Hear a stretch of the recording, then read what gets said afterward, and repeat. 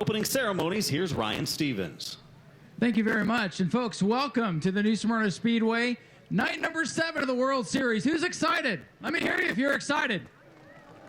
Thank you all for being here. Night number 7 of the World Series is going to be a great one. We have the Heart to Heart Breast Cancer Foundation Pro Late Model 100 brought to you by Russo Metals coming up here in just a little bit. But this is a very special night for us here at the New Smyrna Speedway and what we do with our track charity.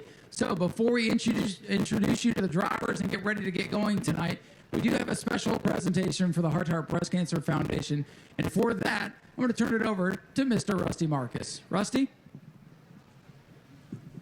I thought I lost my notes. Holy smokes, it's been a long week.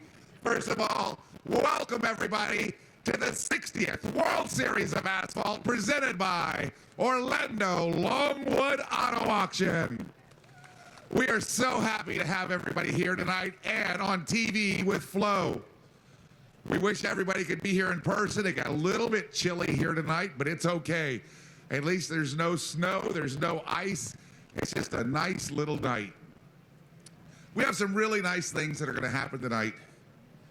And I'm going to start off with, we asked somebody to be our Grand Marshal tonight.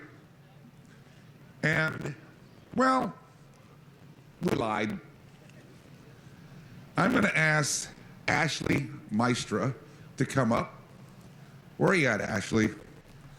Well, we lied to you. We told you you're going to be Grand Marshal. Remember, I told you I'd walk you through this whole thing? I was ready for the words. She and her family have been fighting cancer. But guess what? The good Lord prevailed, as she is cancer-free. We are so happy for you. Would you like to say something to everybody? Yes. Thank you so much, everybody, for coming out, especially on a night like tonight. It's a really special race, and the Hart family gives back so much to this community, and I'm honored to be a part of it.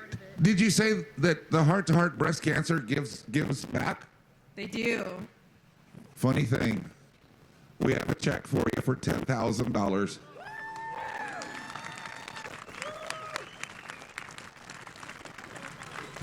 Folks, ring the bell. Cancer-free. How wonderful. We didn't know last year how things were going to turn out, and we are so happy.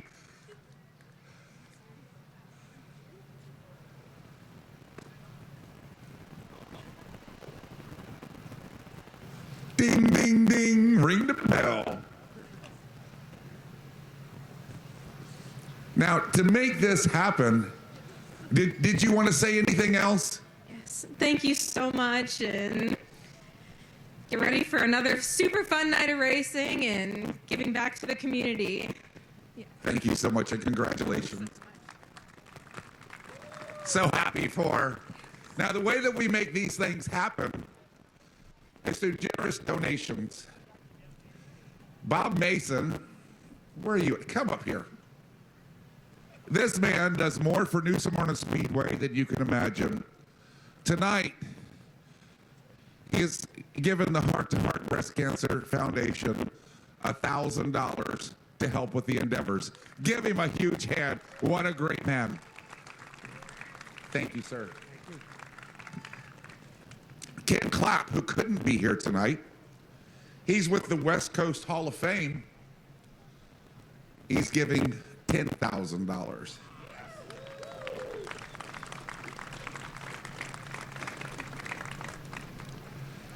That brings me up to, and you've seen them here before, they're a staple here in our victory circle.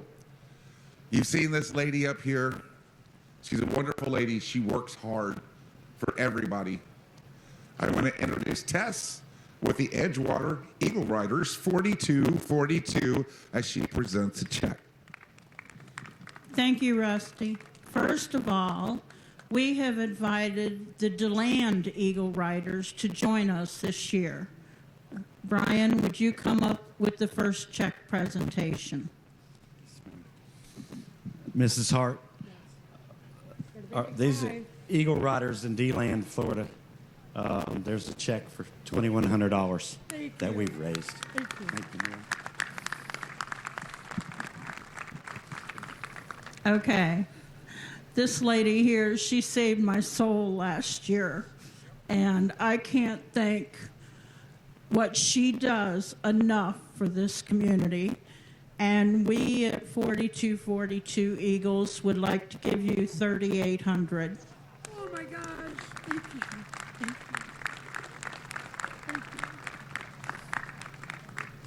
Thank you, Rusty.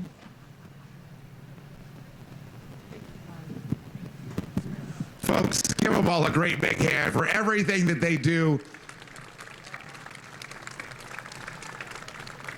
And I'm getting ready to turn this back over to Ryan, but the Heart to Heart Breast Cancer Foundation has been helping people for many, many years. We're proud of that foundation. We want it to grow. We want it to help our racing community, and it's doing a damn good job. Another thing I want to tell you is, New Smyrna Speedway, everybody thinks it's known for racing. Yeah, it is. But you know what lasts longer? The memories.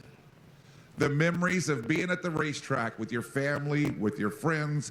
These drivers, sometimes they hate each other on the track and then they go have a beer afterwards. It's all good. New Smyrna Speedway is most famous for the memories. And whenever you start talking to some of the older people, that's what they remember. They don't remember the check. They don't remember the trophy.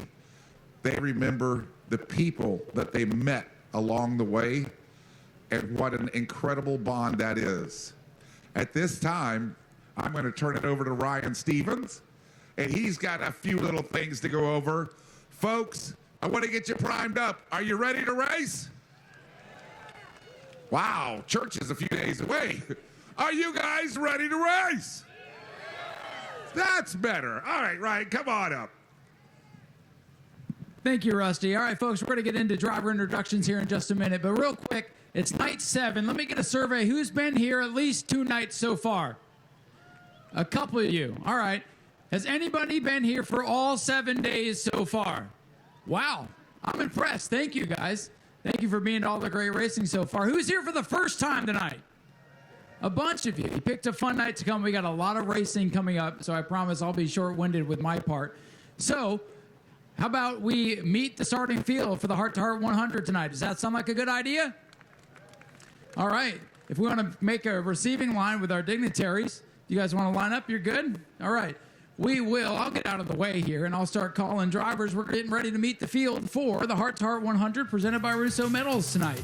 So, ladies and gentlemen, starting back in the 27th starting position today, from St. Albert, Quebec, Canada, let's hear it for car number 42, Alex Labby. Rolling off in position number 26 out of Jackman, Maine. Let's have a nice round of applause for car number 17, Marco Gilbert. Starting in the 25th position tonight out of Chelsea, Michigan. In car number 3, let's have a nice round of applause for Chris Munson. Rolling off in position number 24, it's car number 24 out of Phoenix, Arizona. Let's have a nice round of applause for Mia Lovell. Starting in position number 23, driving car number 9S out of Marietta, Georgia. Let's hear it for Wesley Slim. Rolling off in position number 22 tonight, driver out of Greece. Let's hear it for car 15 and Thomas Chrysonis. Starting in position number 21 out of New Franklin, Ohio. It's the 87 car for Chloe Mazzacati. Starting in position number 20 tonight out of Jackson Hole, Wyoming. Driving the Chad Pierce Motorsports 51. Let's hear it for Will Robinson. All the way from Quebec, Canada tonight to start in position number 19. In car number 83, let's hear it for William Roberge. Out of Edenfield, Nova Scotia, Canada, this driver will roll from position number 18. Let's have a nice round of applause for car number 25, Gage Gilby. Hailing from Louisville, Kentucky, he'll start 17th tonight, driving car number 96. Let's have a nice round of applause for Ben Mack. Out of Chester, Maryland, in car number 67, making his second start of the week. Starting in 16th, let's have a nice round of applause for Ben Meyer. Moving up from the Pro Truck ranks, making his second Pro Late Model start here tonight out of Alba, Florida. Let's have a nice round of applause for your 15th place starter, car number 31, JT Chastain. Out of Monterrey, Mexico, this driver will roll 14th on the grid tonight, driving the 8R machine. Let's have a nice round of applause for Toro Rodriguez. Starting 13th tonight from Jasper, Alabama, it's car number 2, John Bolin. From Dartmouth, Nova Scotia, Canada, starting in the 12th position, put your hands together for car 08 and Nicholas Noggle. From New Brunswick, Canada, another driver north of the border, starting 11th tonight, driving car number 54. Let's hear it for Jared Butcher. And now into the top 10 starting positions. Driving car number 7 from Chesley, Ontario, Canada. Let's have a nice round of applause for Josh Stade. Rolling off position 9 today. Picked up the win on opening day from Windham, Maine. Let's hear it for car 29, Cole Roby. Rolling off from the 8th starting position today out of Fredericksburg, Virginia, driving car 44. Let's hear it for Connor Jones. Now starting in the 7th position today, set fast time and qualifying in the Wheeling number 31 out of Waterford, Connecticut. Let's hear it for Brody Monahan. Hailing from Trinity, North Carolina, in the Cookout number 18. Let's have a nice round of applause for Mad Max Reeves. Rolling off 5th today from Martinez, California, your current point leader, looking to wrap up the championship tonight. Picked up a win earlier in the week. It's car number 27, and Vito Cancella. Starting from the 4th position today, driving car number 96. Been very close to a win this week. Could it be tonight? We'll find out. Ladies and gentlemen, let's hear for Gabriel Casagrande. Starting in the 3rd position out of Orlando, Florida. Driving car number 20. Let's have a nice round of applause for Evan McKnight. And now, ladies and gentlemen, your front row for the Heart to Heart 100 presented by Russo Metals. Starting on the outside pole in car number 8 is Wisconsin's Jaden Johnson. And starting from the pole, got the big win just a couple of days ago, all the way from Quebec, Canada, to be here today. Put your hands together for your pole sitter, Raphael Assard. And ladies and gentlemen, how about a big round of applause for all 27 Pro Late Model drivers that have made it thus far in the World Series. It is no easy task, A, to get here, B, to get through one race, and C, to be here at the very end. So folks, there's your starting grid for the Heart to Heart. We'll let those drivers start buckling in. And now at this time, I'm going to welcome over to victory lane, Mr. Gray Schofield. And I'll ask that everybody please rise over your caps. Mr. Gray Schofield from Central Florida Raceway Ministries will present our invocation. Gray? Thank you, Ron, if you would pray with me. Father, thank you for the gift of life and loving us. Father, we thank you for a track that gives back to the community to make the community better, and we thank you for that. Father, we thank you for our military and our mighty, mighty first responders that protect us and watch over us each day. Father, we pray for a great competition tonight, that you'd watch over and protect us, Lord, that you give each one of the teams wisdom tonight, Lord, to make all those decisions, Lord. And we pray for the fans, Lord, that you just push that whole hedge of protection upon the whole facility. So, Father, we love you and we praise you in Jesus' name. Amen. Thank you. Thank you, Gray. And now for the presentation of the Canadian National Anthem, Isabel Majeski. Oh, Canada, we stand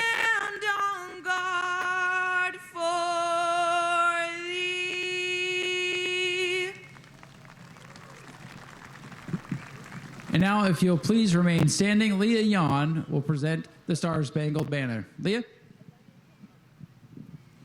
Oh, say, can you see o'er the land of the free and the home of the brave?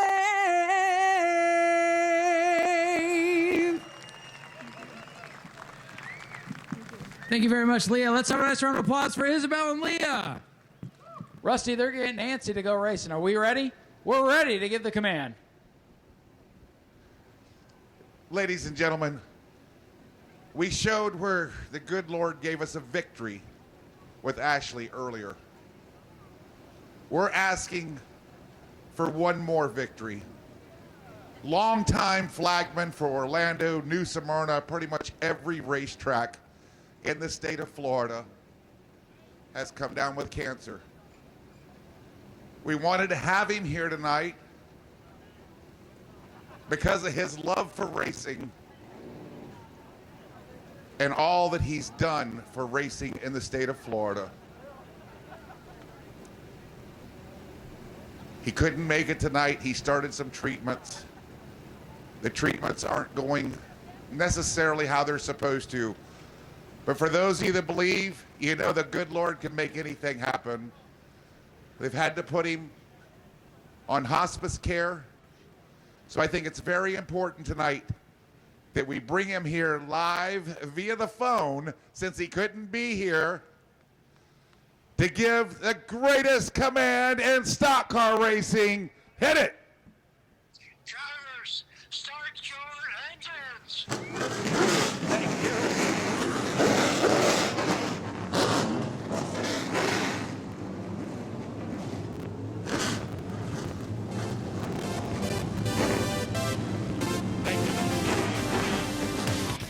Vito Cancilla in the 27 car with a 28-point lead over the 29 of Cole Roby. 2 points per position. That's 14 position gap that he has. And now we're collecting for the Heart to Heart Breast Cancer Foundation. Help us change more lives with your donations here tonight. It's the Heart to Heart Breast Cancer Foundation. Let's get ready to roll for the Heart to Heart 100. Here comes your field off corner number 4. Raphael Lassard, Jaden Johnson.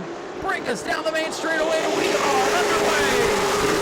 2 into turn number 1. Lassard going to dive in front, cut off Johnson, take the lead away from him at the front. Here comes McKnight in car number 20, getting a run on the inside, looking to hold down the fort in third. But here's Casagrande and Max Reeves making that fight a little bit more difficult. Top 2 get away in the side-by-side with McKnight and Casagrande. Here comes Max Reeves using that outside groove. Your leader, Raphael Lassard, by 5 car lengths into turn number 3. Max Reeves gets around McKnight for the 4th position. Now looking forward to take third from Casagrande. Lassard and Johnson, couple of car lengths between them and the rest of the field. Vito Cancilla now looking to get around McKnight to break his way into the top 5. Max Reeves, the winner last night, up to 4th. Your winner a couple of nights ago, Raphael Lassard, showing the way. Max Reeves to the inside of Gabriel Casagrande for turn number 1, looking to take the 3rd spot on the podium, but Casagrande got a heck of a run there at a turn number 2. Reeves sends it into the corner, nose first, able to get that 3rd spot away from Casagrande. Now setting the sights out the windshield to Jaden Johnston in the 8th. A bumper tag down the main straightaway. Gage Gilby had a bumper for the JT Chastain 31 car. Everybody's able to mind their P's and Q's, back out of it, and keep it rolling. Top, half dozen, 8 cars now single file until the battle for second in turn number 1. Max Reeves jumps down the line, and don't look now with the black 18 cars rolling towards the front. Reeves down to the bottom. Johnston now back in 3rd. Casagrande knocking on the door to take that 3rd position back. Connor Jones in the 44, all over the back bumper of McKnight in car number 20. Heavy battle position going on into the top 5, and side by side deep in the field is the 2 and the 08. Big skirmish on the back straightaway last lap, but everybody keeps it rolling. One car struggling today, William Roberts, 83, been up in the top 10 much of the week. Not really on his game early in the race. ball moving forward. How about the 42 car, Alex LeVay? He is up passing the Ben Mac machine, started dead last, had smoke coming out of that car in qualifying, didn't post a lap. And battle for the lead, Max Reeves wants the top spot. He's got it at the line.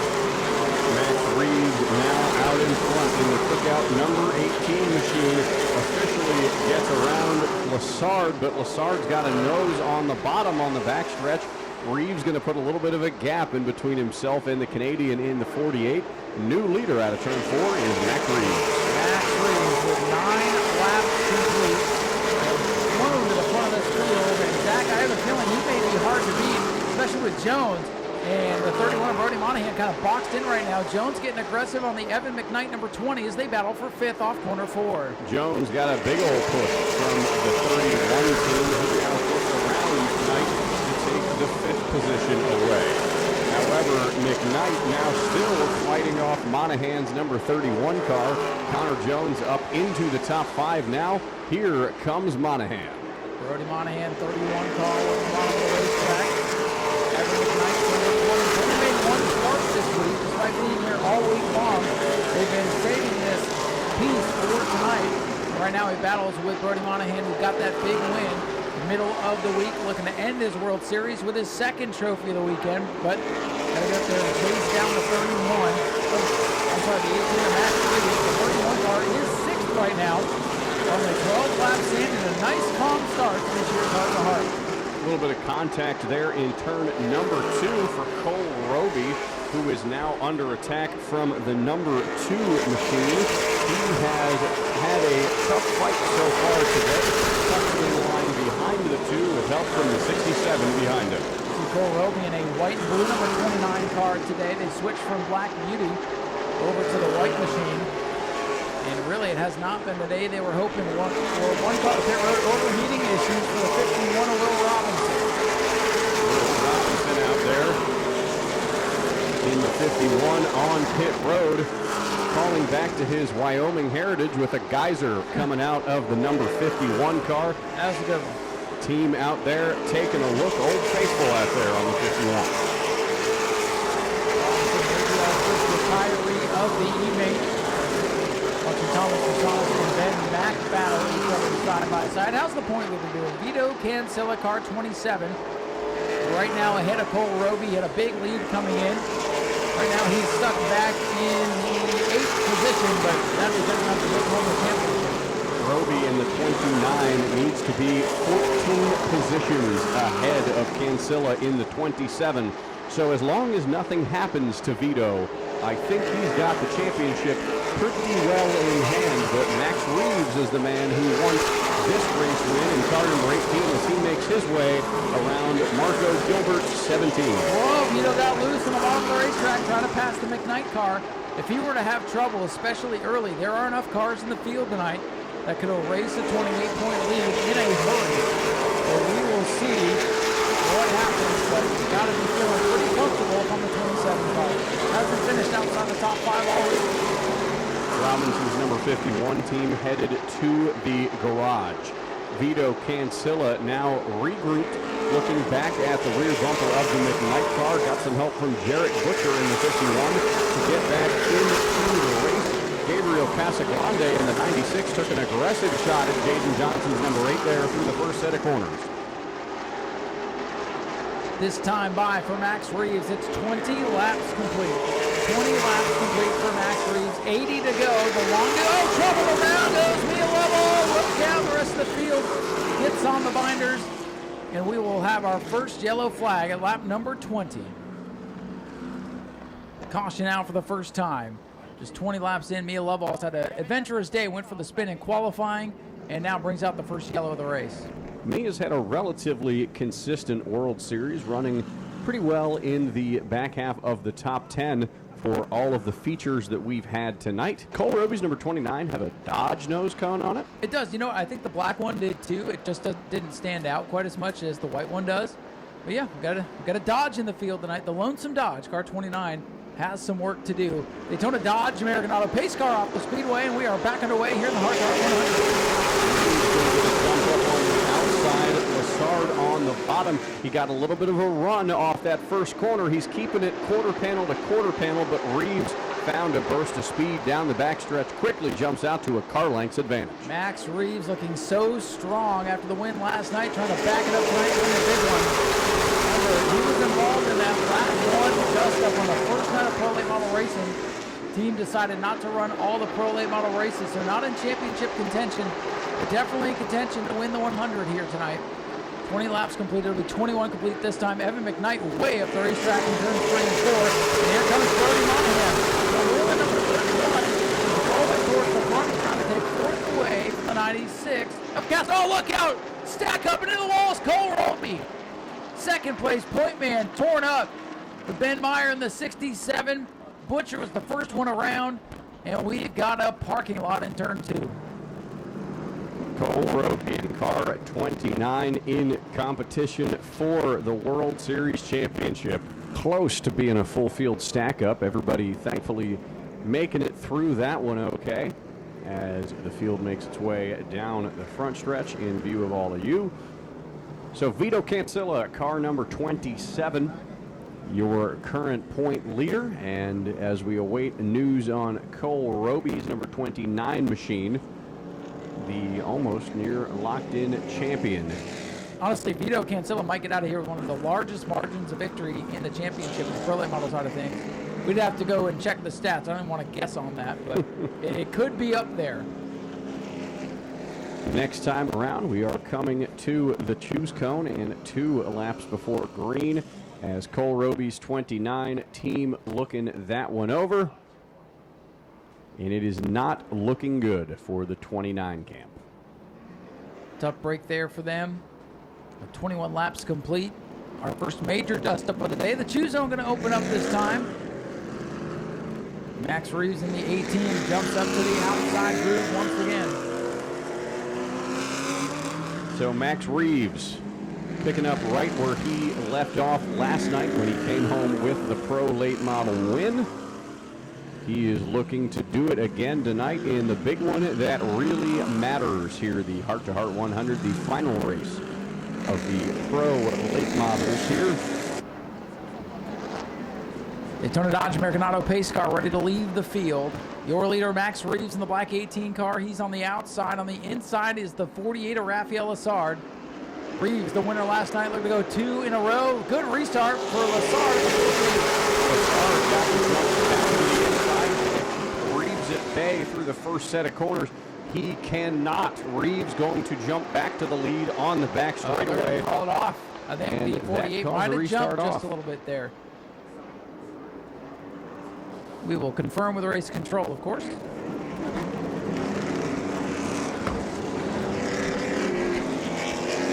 So we did confirm that restart violation for Rafael Lessard in car number 48. Jumped out. The field goes. Rafael Lessard got a little bit trigger happy on the last restart. Started the restart before Reeves was able to get on the gas, and that was the reasoning for calling back the restart. But as they head back into the Hoosier Tire restart zone, we are getting ready to turn them back loose. Green flag on lap 21. And this time, Max Reeves waited to the very end to get going. And JP Chastain's off the pace here in the 31. Field scrambles behind him, and Reeves is gone. He waited till the last moment to fire. And he has pulled out to a nice lead. Battle side by side with the point leader, Vincent Cancilla, and the 20 of Evan McKnight as they come down lane three. Brody Monahan. Contact and nearly trouble. Well, sorry there, Zach. Ball and Bears bounced off one another. We stay green.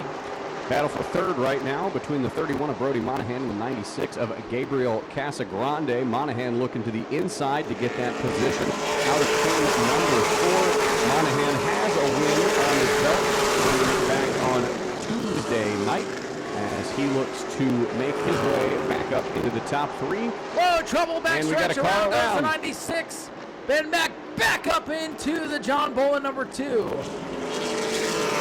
Mack could not get it locked down, slides up the track, and John Bolin had nowhere to go and has destroyed the left side of that car.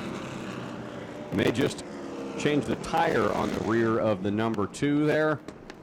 And that will likely put an end to John Bolin's day.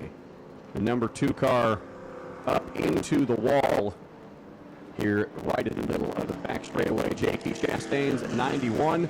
We got a guy hanging through the window down there. Significant crashes in turn number 2, slowing the pace down. Trying to lock it down, and John Bull, nowhere to go for the 2. There's a wall out there. And then he got the back of that car pretty good. Two of the GMS built cars coming together. Tough break for John Bull in car number 2. He's not too happy. And in his day, whoa! Yeah, he's not happy at all, huh? Showing his frustration with the 96. That's his teammate right there in the other 96 machine, Ben Mack. So that'll be a fun meeting post-race between the two of them. Yeah, John Bolin drove a World Series for that. This was a car purchased from the Nexus team. Let's make sure we get that out there. Ben Mack started the week in car 13, went to this 96 after they purchased it. Purchased I think that was the Casa Grande backup car. Max Reeves again going to elect the outside move for this restart. John Bolin, number 2, goes up on the hook. And Wesley Slimp is out of car number 9. It has not been a good week to be number 9. No, it has not. Brad May, Kyle Benjamin, and now Wesley Slimp, the number 9 curse. It has been absolutely.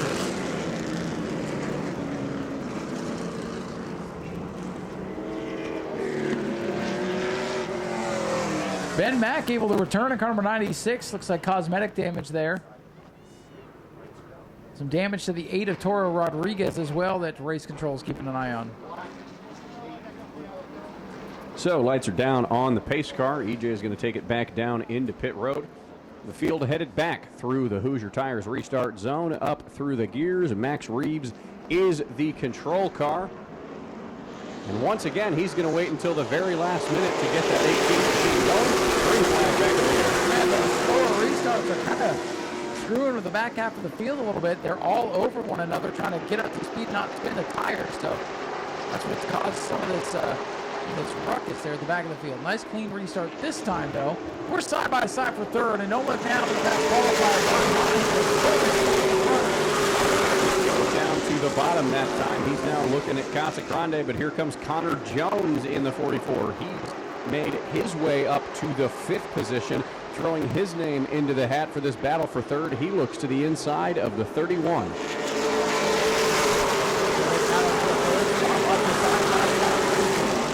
Middle of the field on. Up front, though, Max Reeves leads it. Rafael Sark still hanging on the second spot. Casa Grande now. How about that? We got different countries, 1, 2, 3 right now. Reeves in first out of the United States. Lassard in second out of Canada. Casa Grande running in third. And there is the driver out of the northeastern United States in fourth.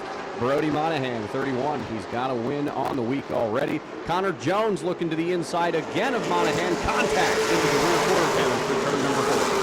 Now let's go get back down single file. I think they're realizing this is off to a bit of a rough start. So they've tried to settle in, get some laps clicked off the board here. 27 now complete. Closing in on 30, which would normally be halfway. And how about bumper tag for the third spot? Brody Monahan 31. Really trying to get out of time to get to Casa Grande. And all of that air getting taken off Monahan has allowed Connor Jones' 44 to throw his name into the ring for this battle. He is now closed well within. Oh, we got a car. It's Toro Rodriguez in car number 8, a shower of sparks through turn number 3. He had some damage the last couple laps we were keeping an eye on, and disasters finally struck, and Cancilla, the point leader, around on the back straightaway. Oh, there was more trouble. Got it on the front there. That car now laying over on the right front suspension. Point leader Vito Cancilla for the first time this week has some adversity. There's your point leader Vito Cancilla. A little bit of damage now on that car for the first time all week. You know, Zach, we've talked to him a couple times, and that's been one of the big talking points. You're about the only guy without any damage. Well, the damage is done now. It doesn't look catastrophic, but still some work for the Rackley War team to do. Drivers have made their lane selection for the upcoming restart. Wesley Slimp has rejoined the pack as well. Vito Cancella still sitting on pit road as we're coming to 1 to go. We'll see if the 27 get back in. Hood is up on the 8 of Toro Rodriguez.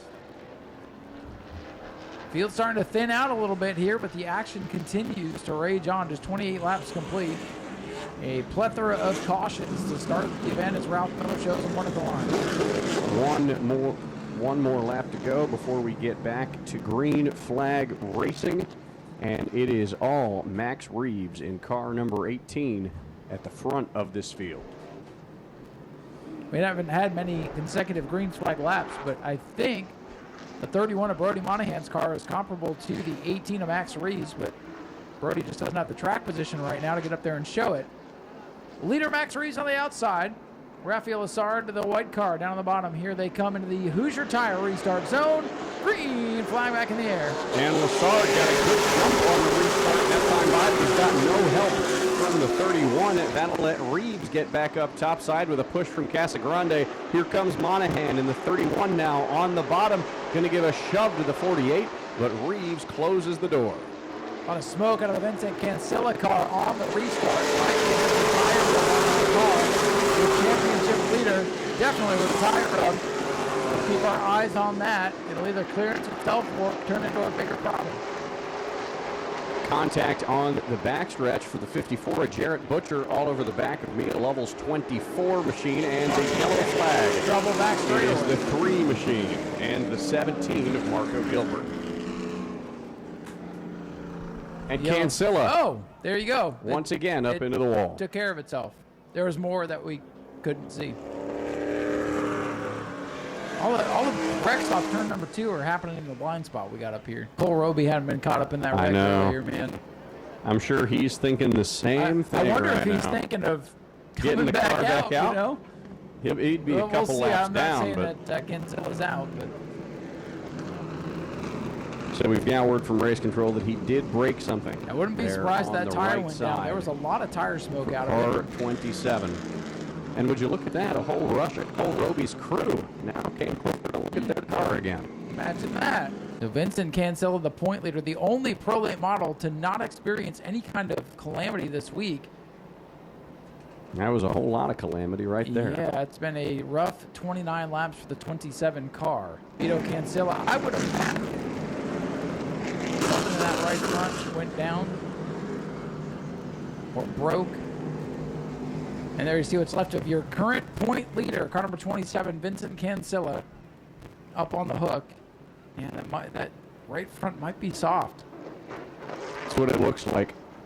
Lights are down on the Daytona Dodge American Auto pace car driven by E.J. Wilcoxon. He's going to take it back to the pit road. Rafael Lessard, Max Reeves once again on the front row, up through the gears in the Hoosier Tire restart zone. They go back to the green flag. 29 laps complete. The race has gotten off to a bit of a slow start. And Max Reeves again from the high lane drops down as your race leader off corner number 2. The pushing and shoving begins. The top 5 cars, Zach, very strong all week long. Made that the top 6. Jaden Johnson's been good too. Oh, look at this. 3 wide. Casagrande getting swallowed up here. Brings it back down to the file. And that's going to put Brody Monahan up into the top 3. Connor Jones now threading the needle to take the 5th spot from Jaden Johnson in the 8. Alex LeBay in the 42. Didn't log a lap in qualifying, had some issues. He's now knocking on the door of the top 5. Anxious moments on the restart, but we made it to lap number 31. Oh boy, the 24 and 54 made some contact, but we stay under green. Big lead right now for Max Reeves. He does appear to have the dominant car. We're going to have to get up there and take this one away from him.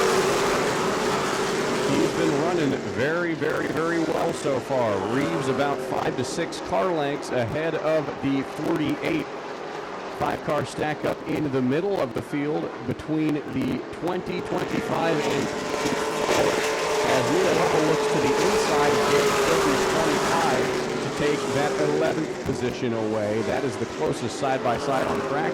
The top 10 single-filed out down the backstretch. Reeves, your leader, going to bring him around for lap number 34 as everybody gets single file now. Trying to get by the 22.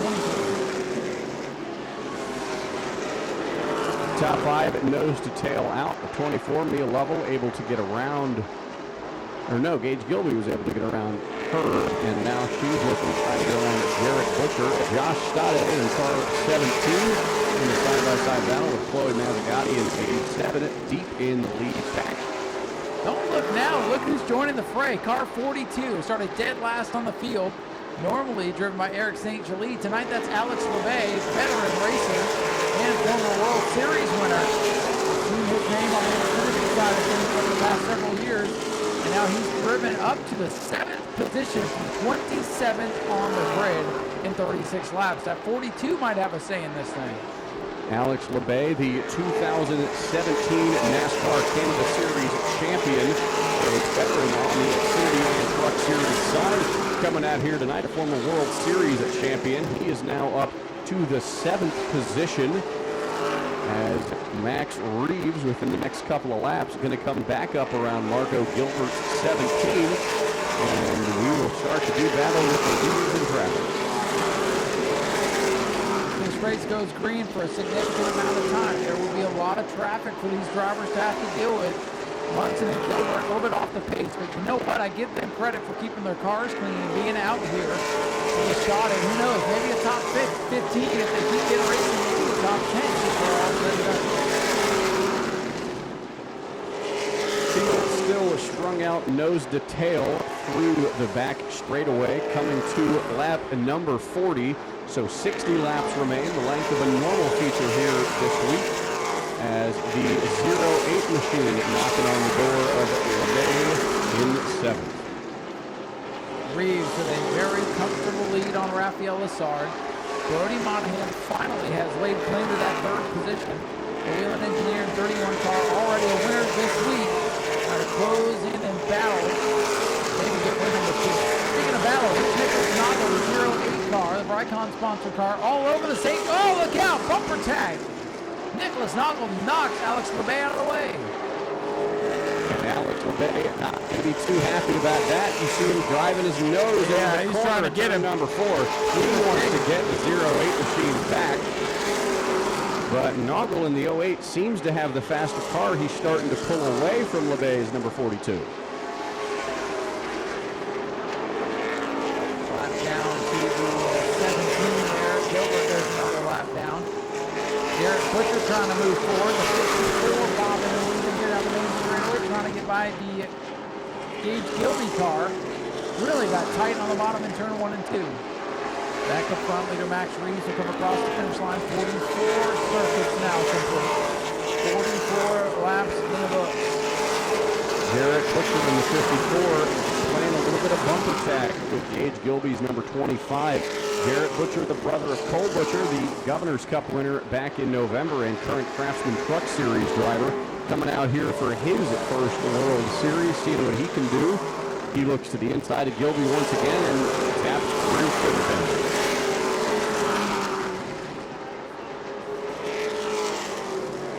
A lot of single file racing right now. A lot of cars going a lap down and a big lead for Max Reeves. 46 laps complete.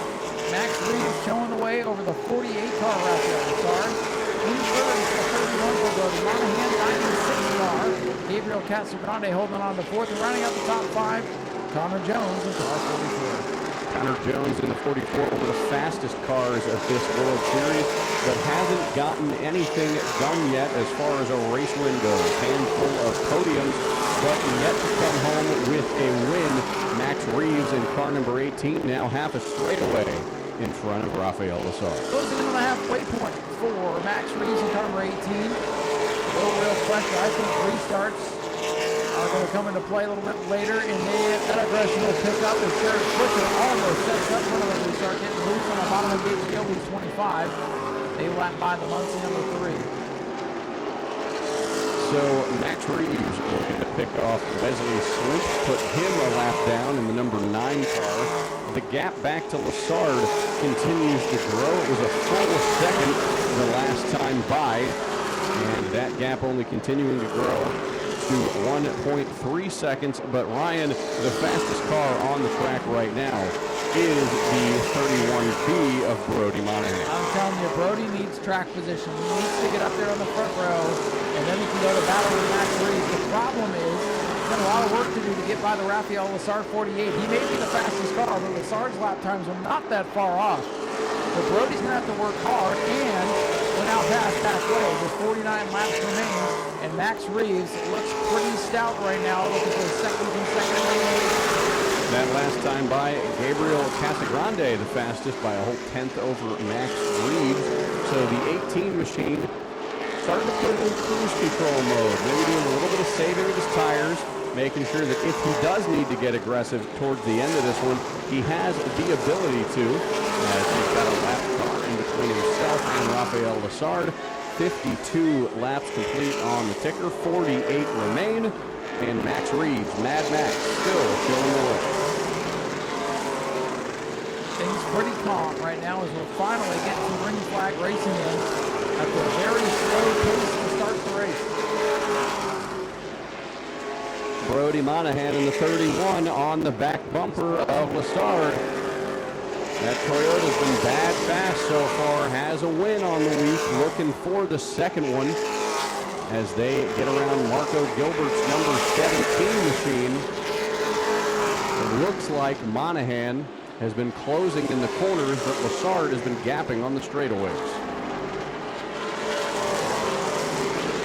I think Brody may have the only car that can get up there and battle Max Reeves at this point. Raphael Lessard has been unsuccessful on that handful of three-car front, getting the lead away. You see Raphael Lessard's car battle scars with the mismatched front fenders, with the tire marks, the graphics torn all off of it on night number one. Lessard with a win this week, hanging on to second here. So here's the thing, Zach. We're closing in on what would normally be the end of one of these features. They're going to have 40 extra laps tonight. Will that play into the setup? Will that bring handling to play? Have they been managing their tires? There's a lot to wonder about over the second half of the race. 57 complete. Chris Munson bringing the number 3 machine all the way down to his pit stall. Monahan is there. He's at the rear quarter panel of the 48. Couldn't make the pass that time, but makes a dive into turn number 1 to the bottom of Lessard. He's at the quarter panel, but couldn't get to the door when they got to the backstretch. Brody Monahan, 31. Hounding Raphael Lessard for the runner-up spot. 59 laps completed with 40 to go. Next time by for leader Max Reeves, who is now steaming down the back straightaway. Here's Monahan with a run on the 48 once again. Monahan looks down to the inside. He gets wheel to wheel, now door to door with Lessard through turn number 4, side by side down the front stretch. It's still Lessard for now into turn number 1, putting now a fender in front of Monahan. Lessard with the advantage, once again pulling back out in front of the 31. Monahan down on the bottom, 31 car working low. That last time by, Lessard faster by a whole tenth of a second over Monahan, but these two battling it out has allowed Gabriel Casagrande in the 96 to close the door. Going to make it a 3-car race for the second spot. Monahan again going to go down to the bottom of the racetrack. He cannot get the run on the second place runner right now, and like you said, Casagrande. Here's Monahan. This is the best run he's had down the back straightaway. Picking up some aerodynamics off the 96, who's going to duck down to the bottom. Lessard's got to run up topside as they head down the straightaway. It is still Lessard, but Monahan going to dive even deeper into turn number 1. He might have it this time. He might have it really hard into turn 1, and it's sticking for now. Lessard's got that high line momentum. Brody Monahan's got the better race car, and they yo-yo back and forth right now. Monahan with a bumper out in front. They nearly touch off the corner. Brody Monahan trying to get clear. And there he is. Clear to second. Car number 31. Brody Monahan now trying to chase down your racing to Max Reeves in the 18, who's off turn number 4 right now. Brody Monahan moves up to the second spot. One of the faster cars here as Max Reeves starting to get mired up in lap traffic. Raphael Lessard back in the 3rd spot now as Reeves going to get trapped behind Marco Gilbert going through the corner. Good barbecue in the infield right now. I see that. 65 laps complete. What you got cooking over there, I wonder, in turn 3? Well, that is I believe, Cole Robertson.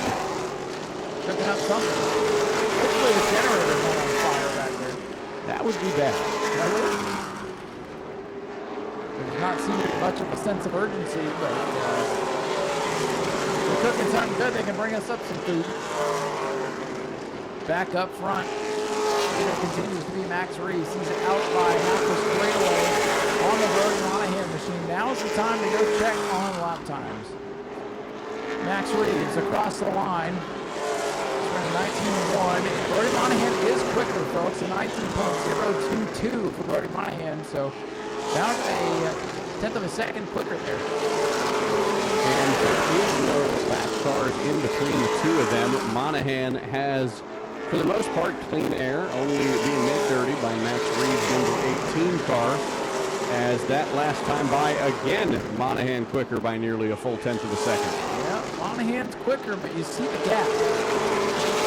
Max Reeves just has to manage that gap to 30 more laps. 30 to go for Max Reeves, 15 miles. That doesn't sound like much, but around here, that is a long time. Reeves in the 18 about to come up to this gaggle of lap cars. The 87, the 83, and the 9.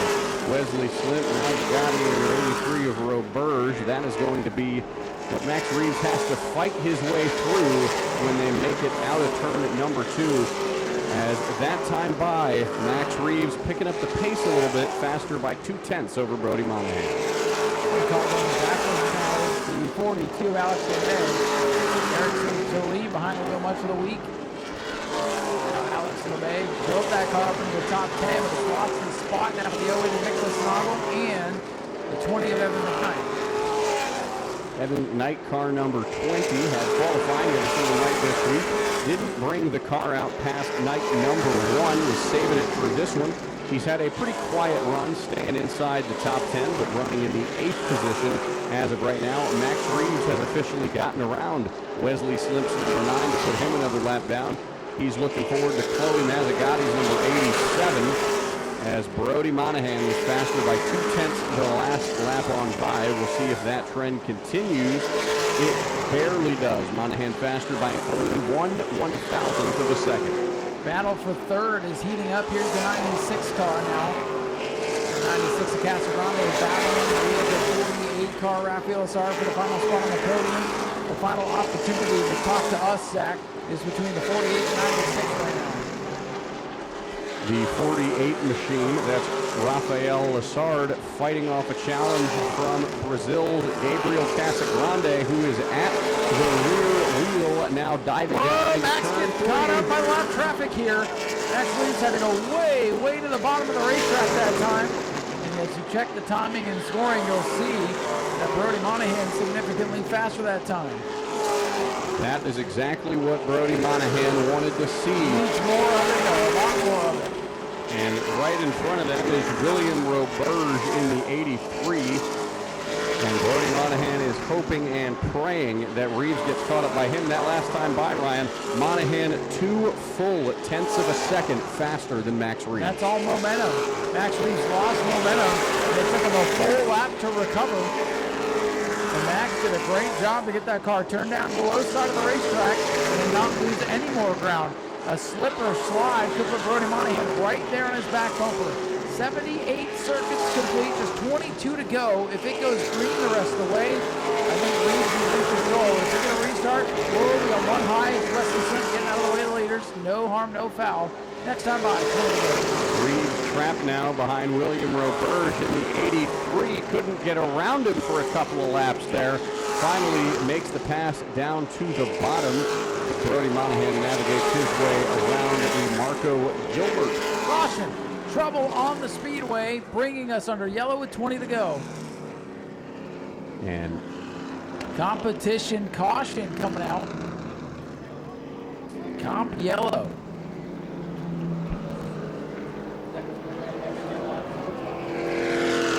Consecutive green flag laps have been run, which sets up this yellow flag here. So 50 consecutive green flag laps. Something I thought would be possible tonight, Zach. Me either. Drivers looking to take home the extra bonus from Rousseau Metals, the sponsor of tonight's program.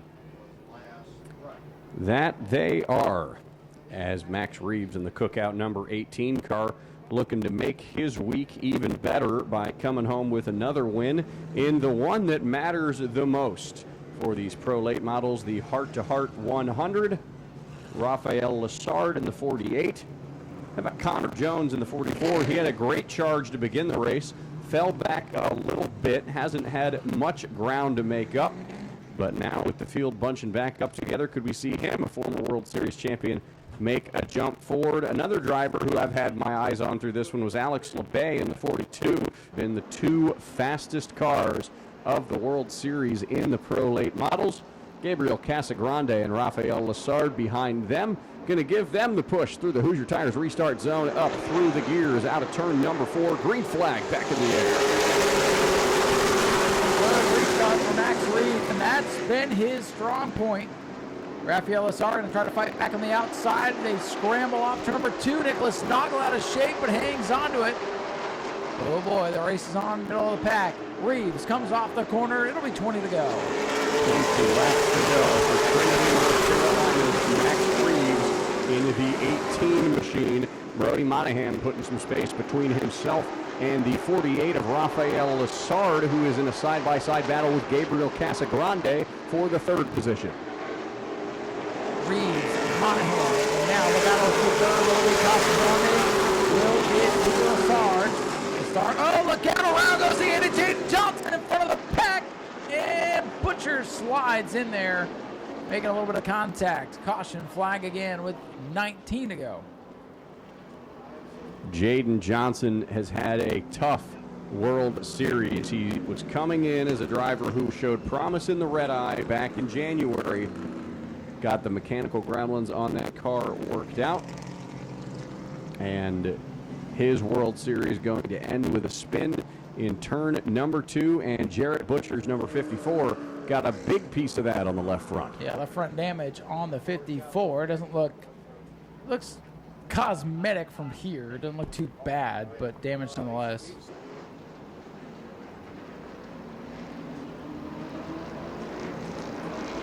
Cole Butcher will be in the Truck Series race tomorrow night. That's going to be one whale of a show. But let's finish this one off. Here we go. Green flag back in the air. Monahan versus Reeves down to turn 1. And Reeves got a good jump. Going to dive down to the inside to cover Monahan right away. Lessard knocking on the door down the back stretch, and McKnight loose out of turn 2. Big save by the 20. I thought that was going to be another major pileup. But he gathered it back up. Reeves belongs to Max Reeves by 2 car lengths in turn number 1. Battle for 5th, Nicholas Noggle, the 08 car. Haven't heard much about him in the Pro Late model side of things this week. But he is up to 5th and now getting pressure from behind from the Connor Jones 44 machine. He made his way up into the top 5, and Jones now back to the inside. He wants the spot back. The top 4 nose to tail. Jones going to make a bonsai move, diving across the nose of Nicholas Noggle, who's going to pull the crossover and get that position right on back. Yeah, he's going to try, and this is getting dicey for 5th. Up front, though, Max Reeves has hit the afterburner. Gabriel Casagrande in the 96, doing battle for 3rd, but back there, Connor Jones making a pass on the outside of the back straightaway to get around Nicholas Noggle to take the final spot in the top 5. Look at Alex LeBay in the 42 getting into this conversation. Well, that got tied off number 4 that time, and Connor Jones had to turn off the wall, and up Brody Monahan in trouble back straightaway. 2nd place car, off power. What happened to Brody Monahan? Has he got a flat? Monahan may have a flat tire, and he's got nowhere to go right now as the field charges through. See if he can make it down the pit road here. Can he get there? Can he get there? Go, Brody, 31, go. Caution. And that'll draw the caution flag. Unbelievable. Perhaps the only car here that had anything for Max Reeves with an apparent flat tire or some kind of mechanical issue. So he'll pull down pit road. And we are hearing now that 2-lap penalty for stopping to draw the caution. And you're probably saying, well, the field was coming. It couldn't get down. We stopped right there and never even tried to come down until the yellow came out. And we saw this same thing with Derek Kraus in the Super Late Model race to start the World Series. So a very consistent call. If anyone has stopped on track with the ability to keep it moving to get off track, they've thrown the 2-lap penalty. So there's Brody Monahan getting the 2-lap penalty for stopping and drawing the yellow with 14 laps. And you don't have to agree with the call, but you got to at least appreciate the consistency. Gabriel Casagrande upstairs in the 96, and this Nicholas Noggle and Alex LeBay from 27th on the grid to 6th as we get ready for the restart. Through the Hoosier Tires restart zone, Max Reeves, the control car, gets a good jump on the outside. Assard, slow restart, 48, green flag back in the air. On the tires a little bit, trying to guess when the 18 was going to go and stab the throttle. Tires just didn't hook up with him, and Reeves is away by 2, almost 3 car lengths. So the battle's on for second. Connor Jones getting racing in the 44. He's up on the podium now. Connor Jones with the lap, Gabriel Casagrande, and now is looking to get to the inside of car number 48, Rafael Lassard. Evan McKnight in the 20 got around the 25 there as Alex LeBay going back to fight with Nicholas Noggle. Max Reeves just so stout tonight, already gapping the second place car. Everybody else is going for the bunker, but Reeves in his own zip code right now with 12 laps remaining. 7 to 8 car length lead over Rafael Lassard as Connor Jones continues to try to stick his nose down in there to get the second spot away from the number 48 team. 2 by 2 by 2 back there a little bit deeper in the field. As we come now to 10 laps to go this next time by for Max Reeves. Reeves in control, but we've seen flat tires. We've seen mechanical issues. We've seen restarts. We've seen it all this World Series. And who knows what's going to happen next. Max Reeves just has to make it 5 more miles. I don't know, Zach, that anybody will track him down on the track. He just has to hit his marks. That's what it certainly looks like. He's out there just logging laps, keeping the nose clean, and hoping that nobody in the rest of the field has any plans to jeopardize that for him. Connor Jones has backed off his fight for the runner-up spot. Gabriel Casagrande in the 96, though, running in his tire tracks. Another lap complete, just 8 to go. Best battle on the track between the 17 of Josh Stoddard and the 25 of Gage Gilbert. A couple of Canadians in technically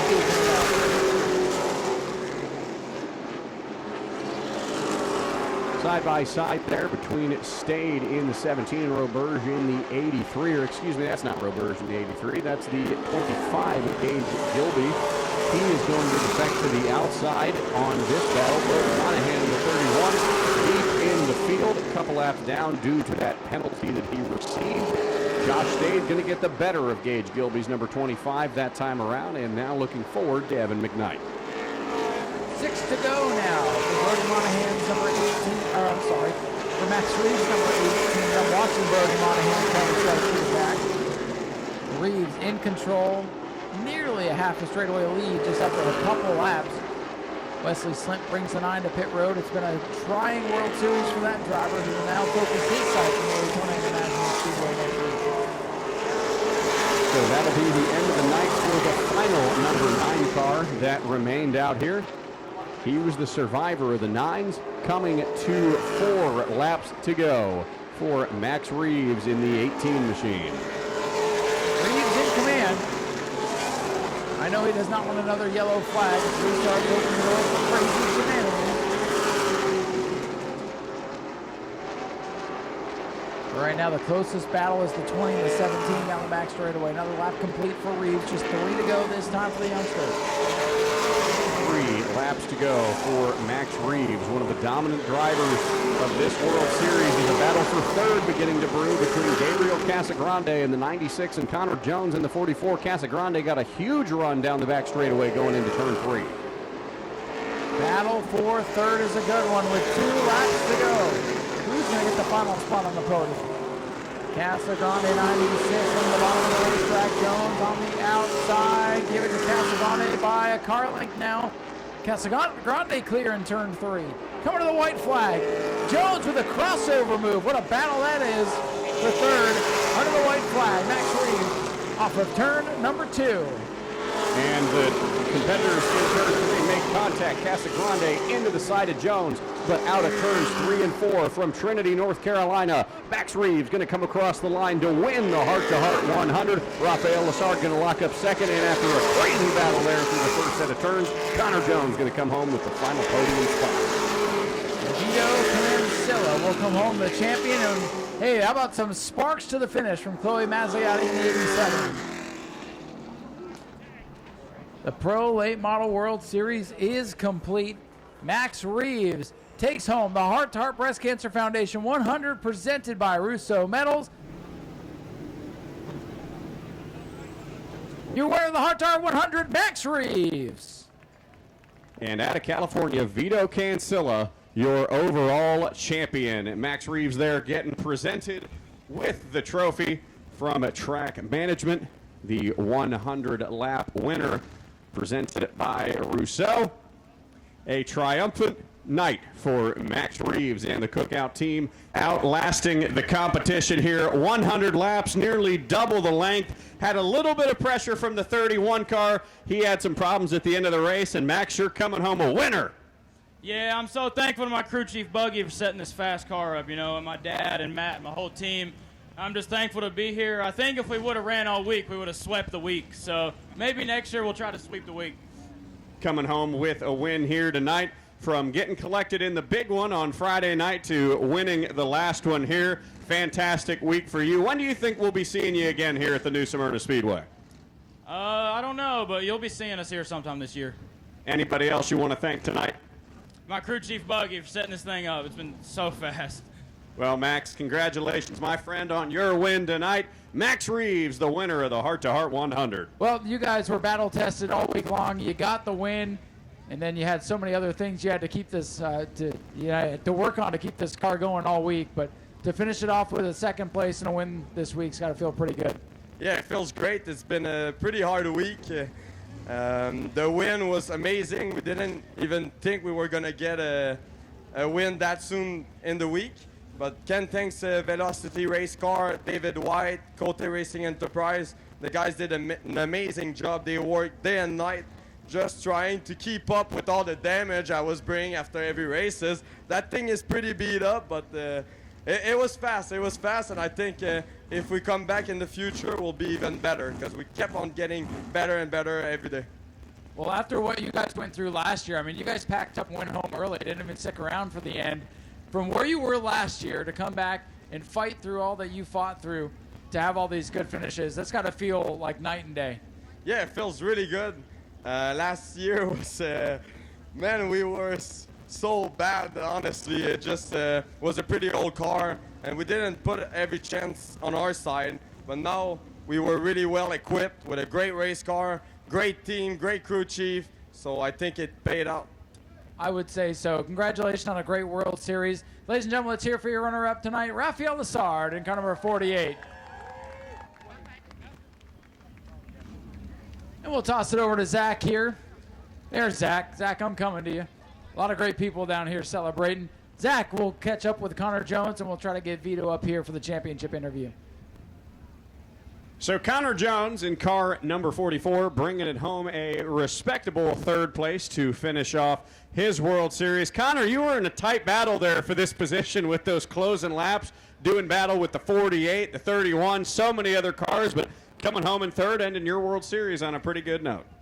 Yeah, I mean, I'll take it. I think this week's been a little frustrating. I think I've been spoiled here the past 5 or 6 years with really good equipment, and not that I'm saying we have bad equipment right now, but I think we've just had so much luck here the past 5 or 6 years. It spoiled me to the point where this week was pretty frustrating. But no, hats off to my guys. They really worked their butts off to get this thing out of the trailer and on the track, and because coming out of the trailer didn't have pretty much a door or nose or a fender or anything. So hats off to them. They really worked their tails off. I wouldn't be here without them. A former multi-time champion of the Pro Late Model ranks here in the World Series. Coming back next year, what is it going to take for you guys to get the 44 team back into championship caliber shape? Yeah, I'm really not sure. I think we got to go back to the stuff we were winning with originally, and but I'm not really sure that I'll probably come back for the full week again. it'd be a next year decision. Anyone else you want to thank tonight? Yeah, just all the fans for coming out and everybody at Flow Racing for putting this together. Well, congratulations, Connor, on your third place finish. Well, good thing you put on a whooping on them a lot in the first couple days. This is the only time you had trouble all week long, and thankfully your only championship adversary had problems in the race as well. I know this is not how you wanted to end the World Series, but to come down here, race against 40 other guys, and to leave here a champion's got to feel pretty good. Yeah, it feels great. I mean, that's pretty much the only positive to tonight. But not the only positive to this whole week. So we've been working hard for this. We've, been up front every single race. So, yeah, I mean, it's great to have this championship and everything. Just sucks we had to get into all that. Really wish the nose wouldn't have caved in and we had a cool car so we could stay up front. But we had to get that thing cooled down before it blew up. So, yeah, I mean, it's great, but it also sucks at the same time. Yeah, I know it's not the way you wanted to leave the track here tonight. You kind of wanted to leave and have the car one piece and celebrate. But like I said, you get to leave here a champion. And this is a long week. And to even survive, and, you were when we talked the other day, you're the only guy that didn't have any damage. And I guess it happens to all of them out here. But you came for the first time in the World Series, got a victory, and get to say you won the championship in your rookie year. Yeah, I mean, it's great. First time I've been here, so it's an amazing track. And I can't wait to come back next year. So we have a great car. We worked really hard for this. And, Rackley's doing a really good job keeping that car in tip-top shape. Looks like we saved all the damage for the last race because we had little to none scratches, and we were really happy about it. But really glad we get to celebrate this championship. You have anybody you want to thank? My mom, my dad, Impact Transportation, Advanced IPM, Rackley War, and also Race for Research with St. Jude. If you have time, go ahead and donate to them. Really mean a lot to Race for Research. That's what we're doing out here. So we'd like to raise some money for St. Jude, and yeah. Vito, congratulations. Thanks for coming down to support the 60th World Series. Our first champion of this year's World Series, Vito Cancella in car number 27.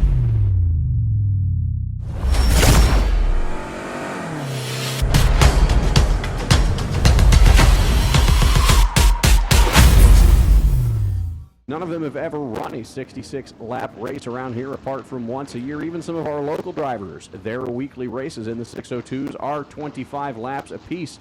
So alien territory here tonight for the 602s as EJ's got the lights down on the pace car and one more set of corners before we turn them loose. Here we go, our second main event of the night. Paulie Hartwig, Eric Zay, going to bring the field off turn number 4 through the Hoosier start box, and we are racing with a 602. 3 wide for the 4th position through turn 1. Oh, Contact trouble, wow. made, we got a car in the wall. Hard into the wall. A huge shot, lap 1, turn 1.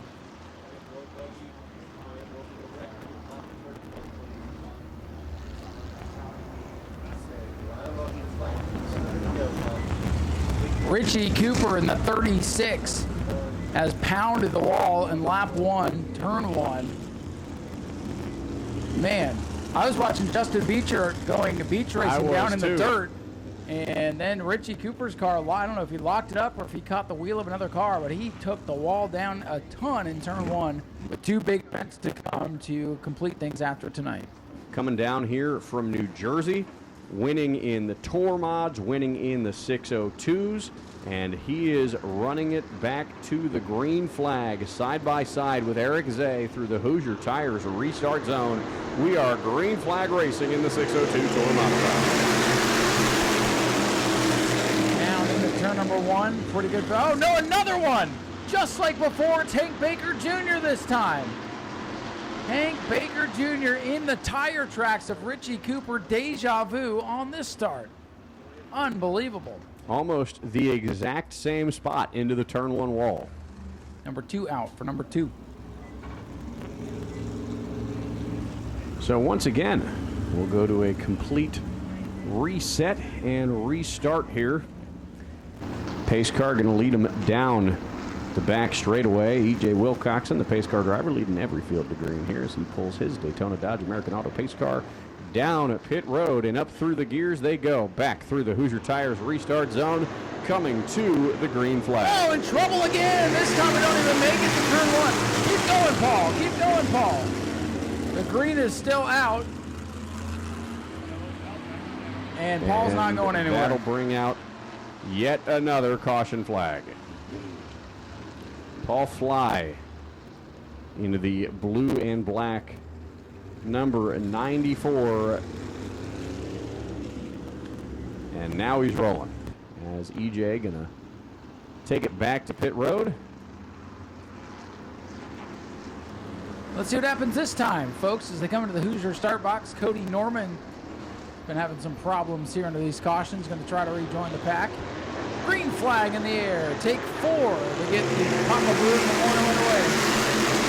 And heavy dive to the inside by Tovia Granovich to take the 5th spot away, and they make it through turn number 1. The pack now down the back straightaway, all chasing Paulie Hartwig III. And look at this, Max Hanley, or Jack Hanley, I'm sorry, up to the 3rd position, trying to take the runner-up spot away. Some contact here mid-pack with Adam Lacifera, whose car was in a heat last night. Now the battle's for 2nd with the runner-up in the championship point standings. Jack Hanley Jr., the 49, putting the pressure on Eric Zay. And we have a lap complete. Hanley Jr. looking to the inside of Zay once again down the back straightaway. They tuck back in line. The rest of the field also still staying single file. Calming down now. The race finally found its rhythm 2 laps in as the top 3 cars break away nose to tail. The rest of the field a whole head of steam behind them. Couple of cars to pit road as the battle for 2nd heats up. Hanley in the 49. Down the inside of the Eric Zay machine. Hanley 49. The only other car really in championship contention at this moment. Jack Hanley needs to finish 5 positions or better ahead of Paulie Hartwig, even if he wins this one. If Hartwig is in 5th or higher, the championship still goes to the 73 team. Bonsai move by Hanley there on Eric Zay, but he couldn't get it to stick coming out of turn number 2. 73 car, Paulie Hartwig with the field in tow, all the way to the wall off turn number 4. Hanley, 49, Zay, the white car in the first 4. That is the battle for 2nd. Paulie Hartwig, I'm surprised, not really able to pull away, even though they've been side by side for the last 4 laps. No, he has not, and they are coming up on their first group of the tail end of the field already.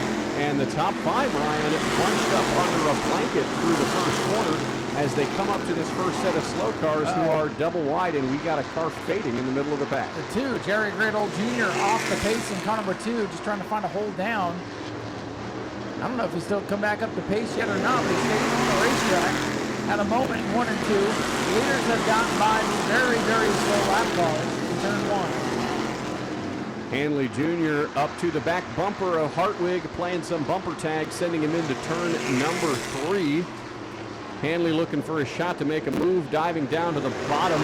Couldn't make it stick that time by. He's going to regroup and try it again, but Hartwig pulls away outside of the 2nd corner. Battle for the lead. Here comes Jack Hanley Jr. putting the pressure on the leader, Paulie Hartwig III. Hanley finished 2nd to him yesterday. Got out of the car and said, "You can't beat this guy." And yet here he is on his back bumper. Jack Hanley Jr. all ready to go home last night. Said he couldn't beat the 73, but right now running right in his tire tracks. All over the rear bumper of Hartwig. He's going to look up topside. Look at this move. Jack Hanley Jr. goes upstairs, down the front straightaway, side by side. Now that we're racing, this is good stuff. Hanley, 49 on the outside. The upper groove got some dirt on his tires there and has to fall back. Hanley Jr. a bold move going up topside. Now going to cross over back to the inside lane. What a battle. And Tovia Granovich now putting the pressure on the 57 car, heating up that battle for the 4th position. At the uh-oh, trouble!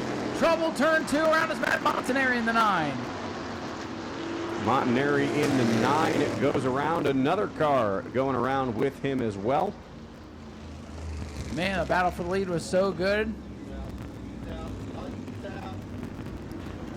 And just when the battle for the lead started heating up between Jack Hanley Jr. and Paulie Hartwig III,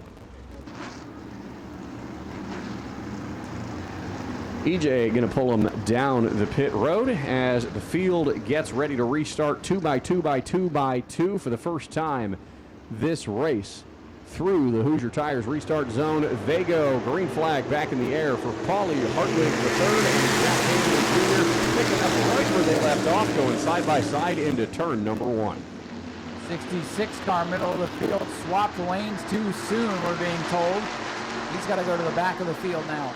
Up front, your leader, Paulie Hartwig III, little bumper tag. The field stacks up the track they go, and we're trying to wreck, and they saved it. Keep it going, boys. What a great save there by Tovia Grenovich in car number 48. I thought that car was bound for the turn 4 wall, Ryan, but he saved it, and he's knocking back on the door of the top 5 once again. Well, then Jerry Gradle Jr. was all over the place, and somehow he didn't wreck. We're getting laps on the board again. Fantastic save by all drivers involved. Hartwig pulling out now by half the car length, but the 49 is there all over the back bumper.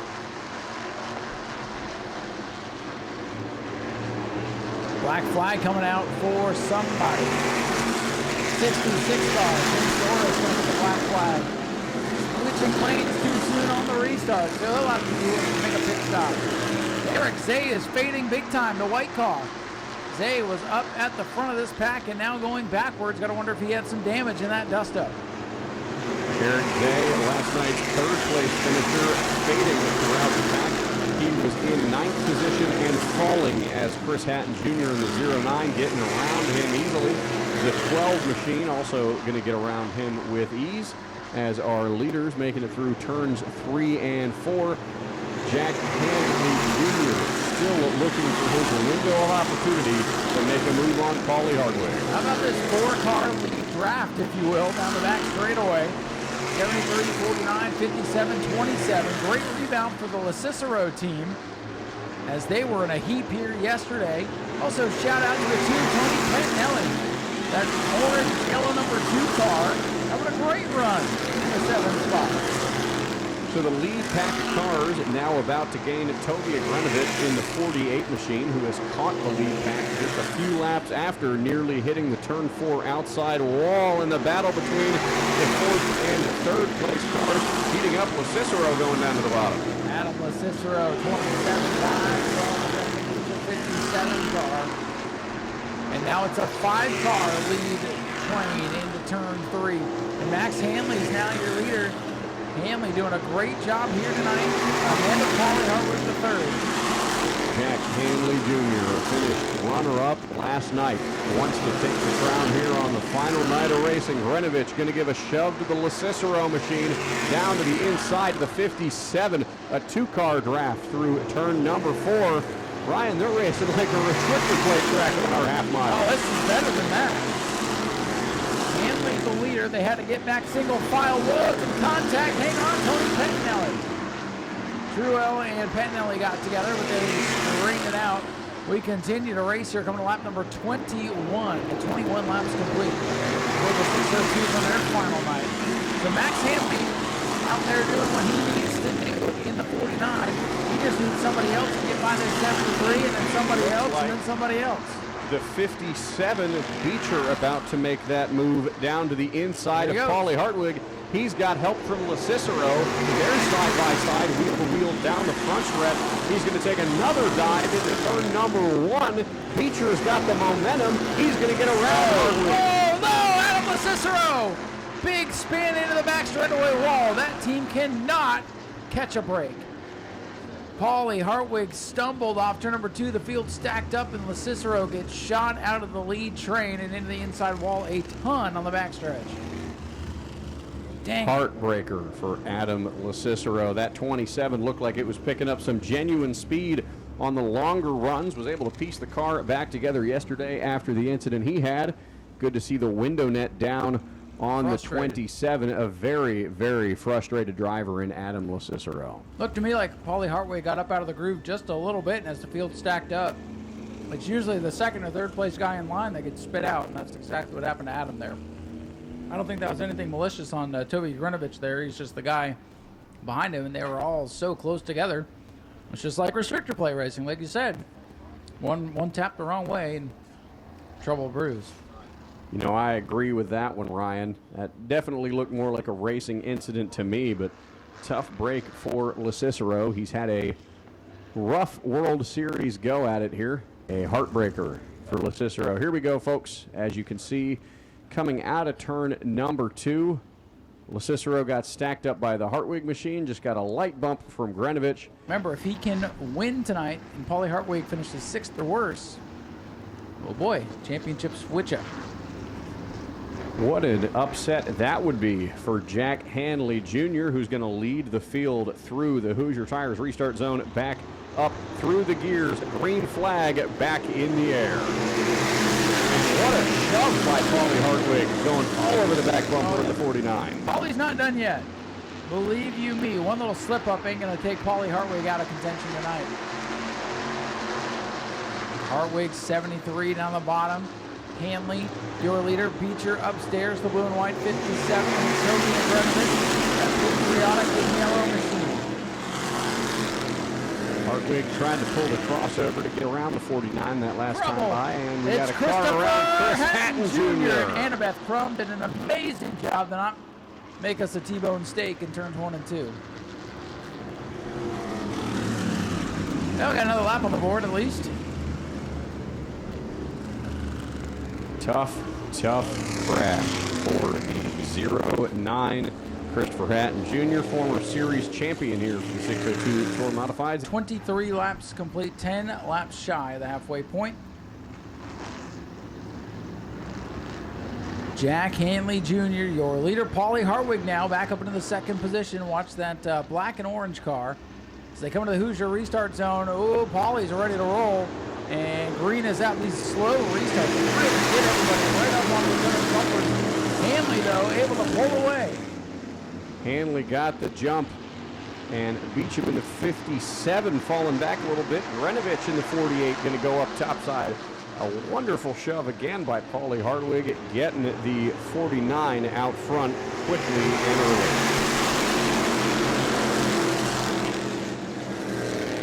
Hanley leads it. Battle for 3rd. Toby Grinovich, that patriotic car, the yellow bumper, is up to the outside of Beecher's blue and white 57 car. They're side by side for 3rd. Whoa, Christopher Hatton Jr. turns it around again in turn 4. See if he can keep it rolling. We'll see if he can keep it rolling here. And he's going to keep it rolling. We stay green. Going to take it. He's going to not bring it down to pit road.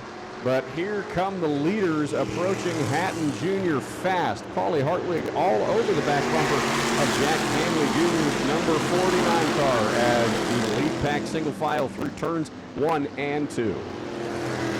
Paulie Hartwig on the back bumper of the Hanley car as Hatton shuts down the Generac powered machine. Hanley wide off turn number 4. Hartwig can't jump down to the bottom. So single file freight train now for these top cars, and as I say that, Grinovich going to slide up in the Beecher in the 57, hard into the wall. No. Jim almost locked it up and piled in. That was a mammoth shot into turn number 2. Grinovich and Beecher, unreal. That was nasty. Hard crash. Grinovich's window net down in car number 48. We worry about Beecher. He took the brunt of that shot and had another car driving it into the wall even harder. So Justin Beecher in the 57, the other car involved. Lap 27, a serious incident in turn number 2. As Beecher officially out of the car now, as we can see up there. Great sight to see. Great news over there in see turn 2. Justin Beecher out of car number 57.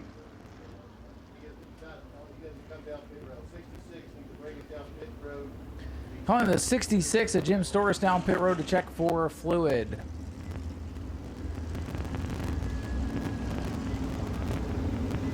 Those two drivers involved in the wreck out of the car. 48 just get loose and then up into the 57, and I mean that is getting pile driven into the wall, and there is no soft spot to hit here at New Smyrna And then to get driven into the wall like that.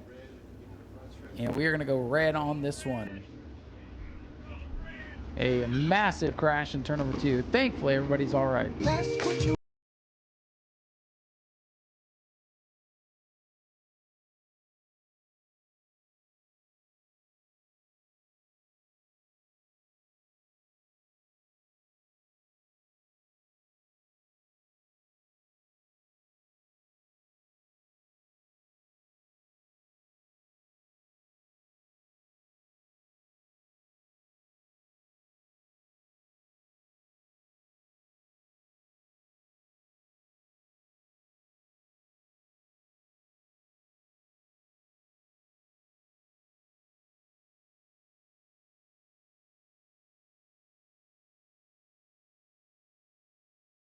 Guys back there who are still hungry for a win, who could put some space in between him, but he doesn't want to be more than 5 cars behind Jack Beecher. I feel like the attrition is at the detriment to the Hanley 49 because he's going to need 5 guys to beat the 73 if he wins the race. Green flag comes out, and we are back underway with the 602. And we got a great launch on the restart down to the bottom, but here comes Hartwig up topside. Hartwig was able to stay with him in the Hoosier Tire restart zone. He goes back to the lead. That 73 is so strong. Hartwig back out in front, and how about Joe Papin? And the 3 is back up into the mix now. The yellow car trying to make something happen here. The rest of the field in tow behind them. Nose to tail on the outside in car number 9. Matt Montanari making big moves through the first set of corners, breaking up into the 6th spot. 73, 49, 3, the top 3. And how about the 84? Around in the 84. Didn't know a thing about this guy until he showed up here yesterday, and look at him going for the podium now in car 84. Ethan Truel taking a dive down to the inside of Joe Papin, but tucking it back in line. Matt Montanari doing battle with the 12 machine for the 6th spot. Eric Zay in car 34, showing muscle early, falling back in the pack, playing some catch-up. Matt Montanari was involved in one of the early race cautions. He's still fighting. And that team has been fighting all week with the help of Daniel Webster and Right Foot Down Racing. That's a team that could have looked at their week and said, it's just not ours, and gone home. But here they are fighting inside the top 10, trying to get something out of nothing here in the final night. 31 laps complete now, closing into the halfway point. How about Paulie Hartwig III took command of this race thanks to the last restart. We saw the same thing at the beginning, though. Hartwig got out for about 10 or 11 laps, and then with a full head of speed, Jack Hanley Jr. was able to get around the 73 car. So we will see as the laps continue to tick on by what the status going on here is, as Montanari, who made an early push, starting to fall a little bit further back in the pack. Crossed flags this time for Paulie Hartwig III, 33 laps away from another win in championship. But let's not count him yet. Long way to go. Battle for the win still up for grabs. Battle for the championship perhaps beginning to slip away for the 49. But we'll see what happens. Battle for third. The 84 car looking at the inside of 3 of Joe Papin. Here comes the 2 of Tony Pettinelli now. Tony Pettinelli in the Richie Evans looking number 2 car.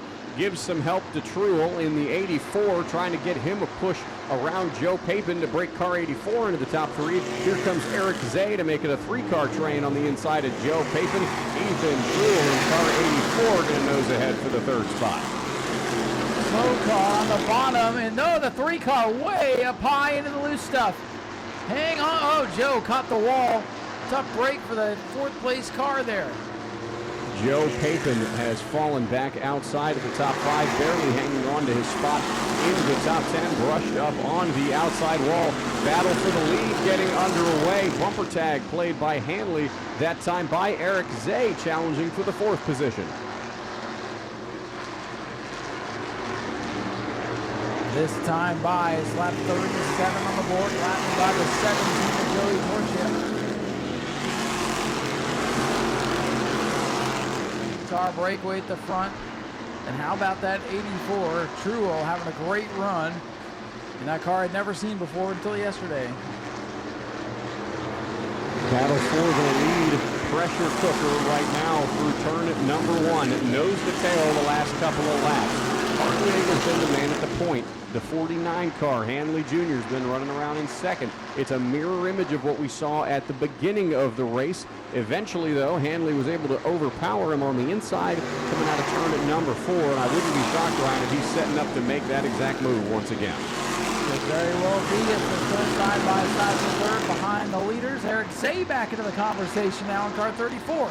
He disappeared for a while and now he's back. This time by 40 laps completed, it'll be 26 laps of racing to go.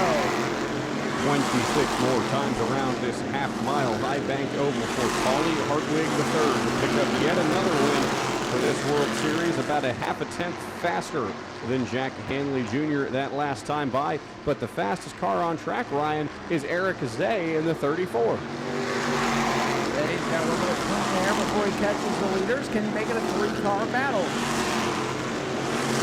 Boy, Eric Zay that last time by 3 full tenths faster than the 2 cars at the front of the That's field. incredible. Incredible lap by Eric Zay, his fastest of the race on lap 41. Paulie Hartwig still leading. Then it's Jack Hanley Jr., Eric Zay, Ethan Truel, and Tony Pettinelli having a fantastic run. Eric Zay still clocking blisteringly faster laps than the top 2 drivers in this race. But Hanley Jr. a little bit slower than Hartwig, mostly because he's been stuck in his tire tracks. Here he goes, here he goes. Here he goes making a move on the inside of turn 1.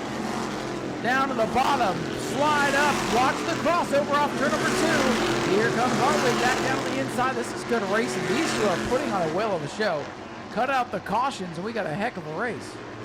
Paulie Hartwig the third to the inside, but here's Eric Zay in the 34, making it a 3-car battle for the lead. Zay goes up topside, giving a push to Jack Hanley Jr. He's going to make a crossover. Almost wide out of turn number 2. I think he thought better of it, Zach. I think so too. Could have gone in there, maybe wiped them all out. Paulie Hartwig's hardly stepped a wheel out of line all week. A very clean drive for that 14-year-old who has a fast race car. You put some 14-year-old kids behind the wheel of a race car and they can't control it.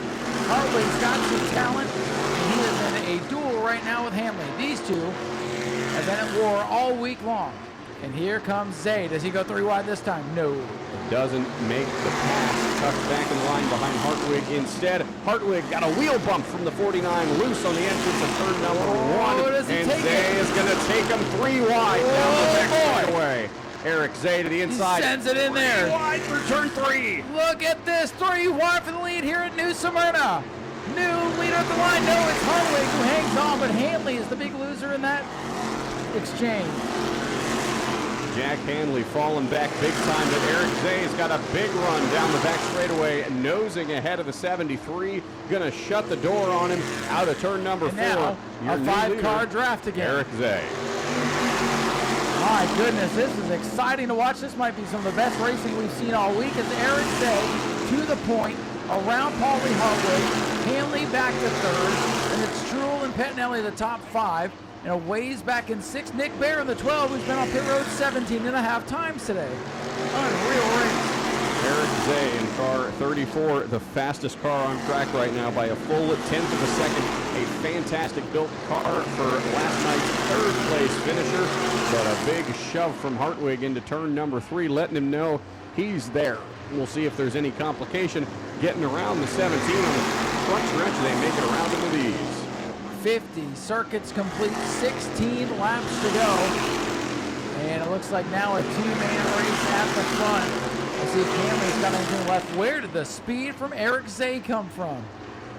A welcome speed change from car number 34. Eric Zay's been struggling all week with that car. Finally found the speed on the closing night for the 602, putting about a car length of a gap between himself and Paulie Hartwig III. Jack Hanley Jr. was up at the front for most of this one, but Ryan, since that 3-wide scuffle, he's fallen back nearly 2 full tenths off the leaders. Eric Zay, still the fastest car on the racetrack.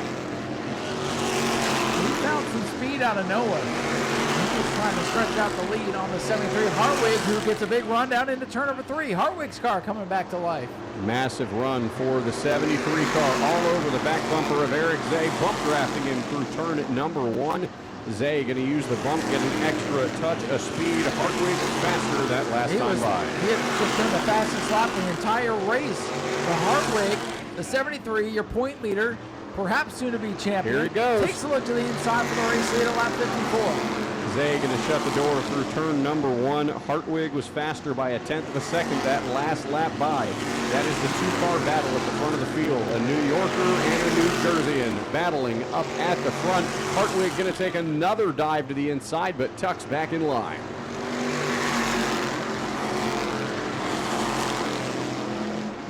Zay hanging on to the top spot by a car length. Hartwig is so good down the straightaways. When he gets to the corner, he loses his edge just a little bit here. Eric Zay, 34, the white car leader. Paulie Hartwig, the 73, again to his back bumper. Zay starting to get wobbling around just a little bit here. You can feel the pressure from Hartwig once again. Hanley's faded back in the third spot. Steele and Pettinelli have also faded as well. 56 complete inside of 10 to go as Matt Montanari shuts down in car 9. He makes it to pit road. We stay under green.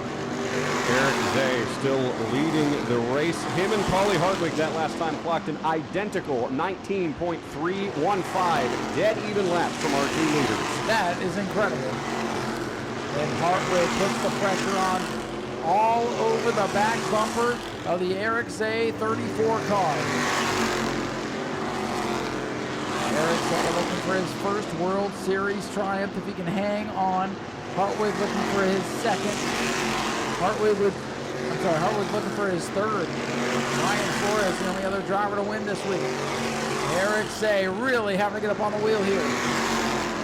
Eric Zay looking to grab a win from the field tonight. Paulie Hartwig in the clinch spot for the championship, but our leaders, they're starting to come up on Christopher Hatton Jr.'s number 09 car. They're going to hit this traffic within the next couple of laps, which could make it very interesting with 6 laps to go. 6 to go in the 66th lap memorial for Papa Blewett. And now it's Eric Zay, your leader. Hartwig in second, looking to take home the championship. And Max Hanley sitting back there in third. Watching these two drive away from him in the late stages for the lead. Hartwig shoots down to the bottom in turn 1. What a move from Paulie Hartwig. They're wheel-to-wheel for the lead. Door-to-door down the back straightaway. Zay with a nose out in front through turn number 3. Hartwig's down on the inside line where their slower cars up in front are. He clears him down the front straightaway. Paulie Hartwig to the lead with 4 laps to go. What can Eric Zay do? He drives to the bottom. He gets into him. Up the track goes Hartwig. Here comes Eric Zay once again. Zay, the white 34, trying to build the momentum back up. Hartwig slams the door, gets a nudge. He's pushing, they're shoving. Here they come off the corner. They're wheel to wheel. Hartwig hangs on the lead with 3 to go. What a battle. Zay going to grab the lead for turn number 1. Hartwig gives him the bumper down in between 1 and 2. Half a car length separates the two leaders. Zay, the 39, Hartwig, the 73. They are nowhere close to done, Ryan. They're coming down to 2 to go from Ralph Miller. 2 laps to go, 1 mile for one of these drivers. Zay and Hartwig landed all on the line. Pushing, shoving, beating and banging. Who is it going to be? All right, look at the block down the back. Hartwig's going to push Zay into the corner. Zay is on the binders trying to keep the 73. And here comes Hanley in the 49 back at it. White flag, 1 to go. One more time around for Eric Zay, Paulie Hartwig, and here comes Jack Hanley Jr. All over the back bumper is Paulie Hartwig. He's going to look inside. Side by side down the back stretch. Here comes Jack Hanley in the 49 up to the outside. Hanley around the outside. To the top of Zay. 3 wide through 34. Look at this. They touch. The final corner. Drag race to the line. Eric Zay is going to get the win. Hartwig is second, third for Hanley. That's the best race of the week. Worth the wait. What a fantastic finish. Oh my goodness. That was phenomenal.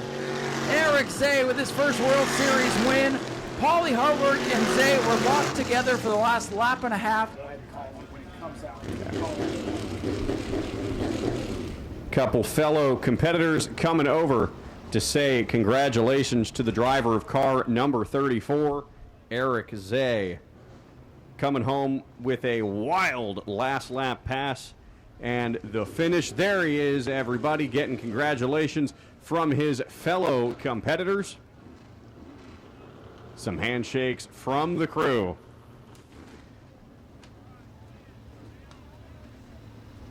And climbing out of the car is Selden, New York's Eric Zay, winner here for the final 602 race of the 60th annual World Series of Asphalt Stock Car Racing. Eric Zay wins in a thriller here at New Smyrna. After an incredible drive, holding off Paulie Hartwig in the most thrilling race, the most thrilling finish of the week. Congratulations on picking up the World Series win. How did you hold them off there? I honestly don't know.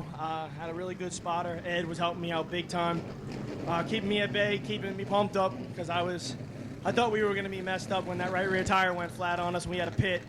But luckily everything worked out and we were able to drive back through.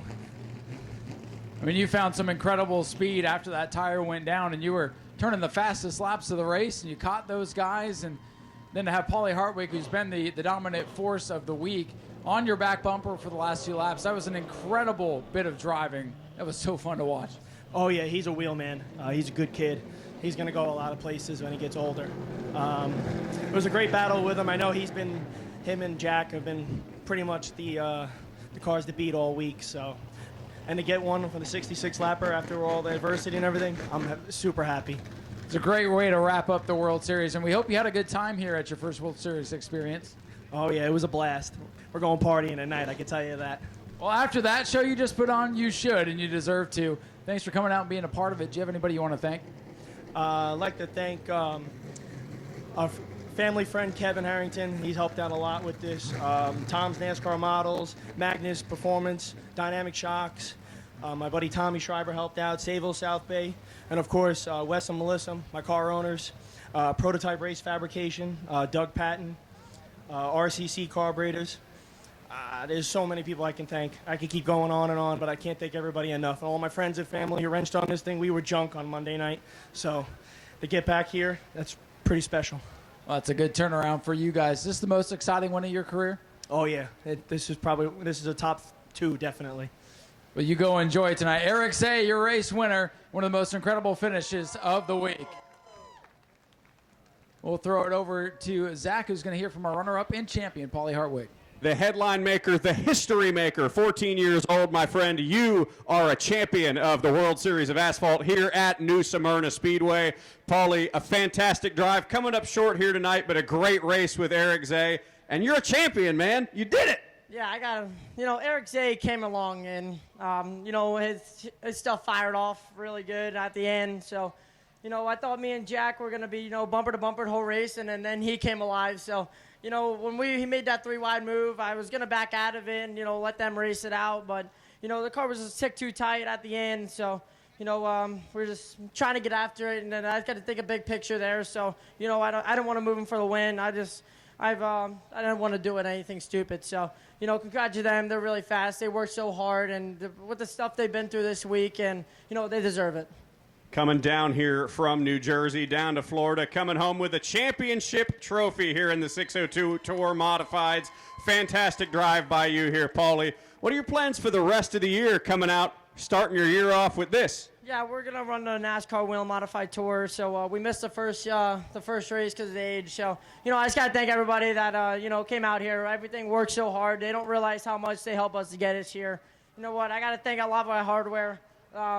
Velocita, Jersey Shore Contract, and Morgatini, professional therapist, LaJoy Seeds, First Horizon Realty, and I got to thank my mom, my dad, my sister, Bobby, CJ, Lil Wayne, who we got? Austin, Aiden, CJ, Matt, Elise, everybody that helped us this week. So, we got one more to go tonight. Man, we have so much people on this team. I don't know if I forgot any, but don't be mad at me. Well, Paulie, congratulations, my friend. You are a World Series champion. We will turn it on over to Ryan to talk to Jack Hanley Jr., our third-place finisher. Thank you there, Zach. Over to Jack, who comes home in the third place. You seem a little bit more excited about tonight's finish, and you almost stole that. But a great World Series for you, second in points and a bunch of podiums. Yeah, I was pretty hard on myself last night, but running third on the podium at New Smyrna ain't too bad. The guys did a great job all week. I mean, we really did everything we said we were going to do. Kept the car in one piece mostly, and it's time to go home. Man, for a minute there, you looked like Kyle Busch at California back a few years ago when he flew around the outside of those two guys playing around. I thought we were about to see that again. What's going through your mind in turn 3 on the last lap? I hesitated a little bit. I thought too much, honestly. If I would have just went for it and not thought about the outcome, maybe I would have been the first one across. That would have been pretty incredible if you could have stole the show. But you were part of the show tonight and all week long. We appreciate you coming down and supporting the 602 World Series down here. And, again, we're glad you had a blast. Thanks a lot, man. Any sponsors, anybody you want to thank? Yeah, I got to thank all the guys, man. They did great this week. I mean, coming down here, it's a lot of work and not a lot of sleep. You got to wreck the car. You got to come back the next day. You don't have a week to fix it, and you're fixing it in the grass. There's no lights.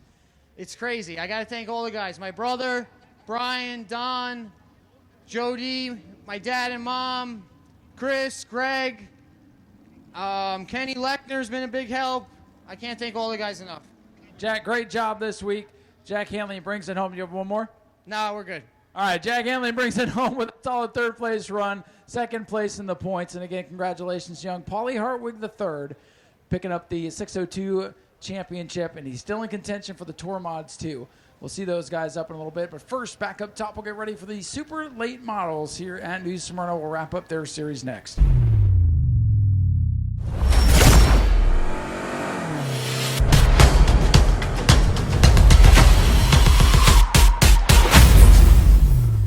World Series, Jade Avedijan looking to go out with a win on top, and Kyle Benjamin, despite all of the adversity that he has faced this World Series, looking to pick up win number 1 on the season for him.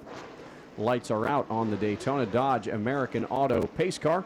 He's going to pull it down to pit road. EJ taking it down to pit road. The field of 10 cars strong, going to roll through the Hoosier Tires restart zone. Race number 3 of the night, the David Rogers Super Late Models, is underway. Flag is out. They really do thunder down into these corners here at New Smyrna.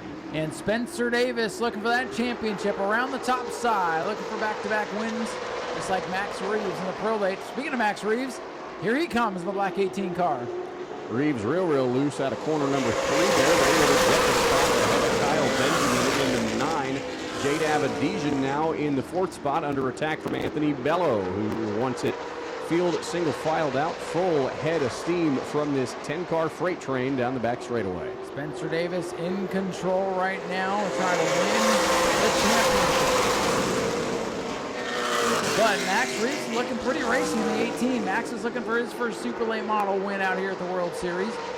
It'll be a nice night to get it done if he can. Davis leads, and Max Reeves in second. Spencer Davis out in front in the 96 machine. Max Reeves looking to get double wins here tonight, winning in the pros and the super late models. And field is still single filed now, 3 laps into our 35-lap event. And the Spencer Davis backup car driven by John Boland in the 96. He is going to come to pit road now. Cool opportunity for him to say he got to race the super late at the World Series, an unplanned extra entry into tonight's show. And hey, it'll go down on the stat sheet as a top 10. And years from now, when we're talking about John having more success in the super, you'll never know. There's only 10 cars in the race.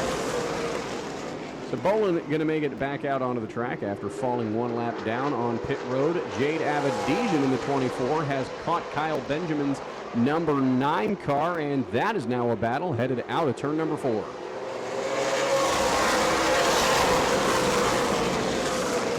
Laps completed in this race, just going to be 35 quick laps here tonight. That used to be the traditional length of a late model feature here during the World Series. Now, as the times have changed, the laps have gone up, the purses have gone up, things are different. It's kind of an old school throwback race tonight, 35 laps for these late model cars. Avedijan looks low on the 9 machine on the back straightaway, tucked back in line. She's going to dive to the bottom again on Kyle Benjamin. Bumper to the rear quarter panel. Benjamin goes way up high out of turn number 4, but Avedijan could not make the pass. Pretty much single file throughout the field. Spencer Davis, Max Reeves, Kyle Benjamin trying to make something out of nothing as John Boland comes back out in the 96. John Boland in the Spencer Davis backup car. hogging some more laps. The field within the next couple here about to catch up to Steve Weaver, and look at Anthony Bello with a run on Avedisian in the 24. Bello has done a whale of a job here this week. Oh, hang on, Jade. Avedisian got the bump there from Anthony Bello and hangs onto it just barely. The old bump and run from Anthony Bello in car number 51. He now inherits the 4th spot. George Phillips in the 22, now on the attack against his teammate, Jade Avedisian. Lap winding down the Donnie Wilson car. Not looking as strong tonight as some would have predicted. You see a small field with Donnie Wilson in there, and you would think they're going to win. That is not the case right now, as it is the Nexus Racing team ahead of the DLP Motorsports team. So it is Spencer Davis at the front of the field. They are coming up on the first slow car here. Steve Weaver going to pull it down to the bottom. Let Spencer Davis and Max Reeves on by. Up on the top side, Kyle Benjamin still hanging out in the 3rd position. Anthony Bello 4th, Jade Avedisian 5th. George Phillips in 6th. Nicholas Noggle in the 7th position currently. 8th is the 54 of Joe Brainerd. 9th is Steve Weaver, and John Bolin in the other 96 riding around in 10th. It's time by 14 laps, 14 laps in the book for the State of Rogers Super Late Model finale. Spencer Davis looking for back-to-back wins here this evening. Max Reeves looking for his first teammates almost came together off to number 2. So Jade Avedisian falling back heavily from starting 3rd and now under fire to fall out of the top 5. Kyle Benjamin in the red number 9 under attack from Anthony Bello in the red 51. That's the battle for the 3rd position. Leader Spencer Davis has a good 5 to 6 car length gap over our Pro Late Model winner from earlier tonight, Max Reeves. 10 car single file spaced out field here at New Smyrna. Spencer Davis just under 20 laps away from his first Super Late Model World Series championship and his 3rd career victory. If he can, in fact, hang on. It's been a great week for Spencer Davis. Picked up the win last night, looking to go out on top as the winner and champion. We'll see if it's going to happen. Still watching those Donnie Wilson teammates as they battle nose to nose. Jade Avedisian, 24. Gotta wonder if it just knocked her out of rhythm when she got that bump from Anthony Bello. She does have a win here that she picked up on Saturday night. Her first World Series of Asphalt. Ran the Pro Lates during the Governor's Cup. And here comes Phillips to the bottom. Trying to make a pass on Avedisian. Close call there for George Phillips. Phillips got it down on the apron for a moment. Almost had the back end come around. And now he's going to make the pass down on the low side and take that position away. So George Phillips from Charlotte, North Carolina, going to move up into the top 5. Gotten around his teammate, Jade Avedisian, and Nicholas Noggle in the 08 car, the lone Canadian in the field, looking to make his presence known. He now closes in on Jade Avedisian. Joe Brainerd, 54, also going to lead this World Series with a top 10 in this stat book. 21 laps complete this time by Spencer Davis, your leader, but the best battle is heating up for the 3rd spot. Kyle Benjamin in the 9. That patchwork design on the 9 is not on purpose. That just shows you the war that some of these cars have been through this week. Anthony Bello, though, I think he's going to be somebody we got to look at going forward. He's made great strides with that Federal Motorsports team this week. When he moved up to late models, I wouldn't say he was lost, but you could tell it was not his style of driving after running 602s and tour mods for so long. And now he's trying to get the hang of it. He's a young man who's got a lot of years ahead of him and is really starting to get the confidence built up as he puts pressure on former champion Kyle Benjamin for 3rd. Anthony Bello, a fantastic World Series for the driver out of Newton, Connecticut, looking to make the pass for 3rd on Kyle Benjamin. Spencer Davis coming out of turn number 4, still with a healthy gap over Max Reeves. 12 laps remain for these David Rogers models, and Spencer Davis just a handful of laps away from his first World Series championship. 10 to go. Next time by is Davis rockets into turn number 3. Max Reeves was able to draw close to him at the beginning, but now is beginning to fade. Max Reeves in the 18, fading back a little bit from Spencer Davis's 96 car. as the battle for third still continues. Here comes Bello giving a bumper to the back of Kyle Benjamin.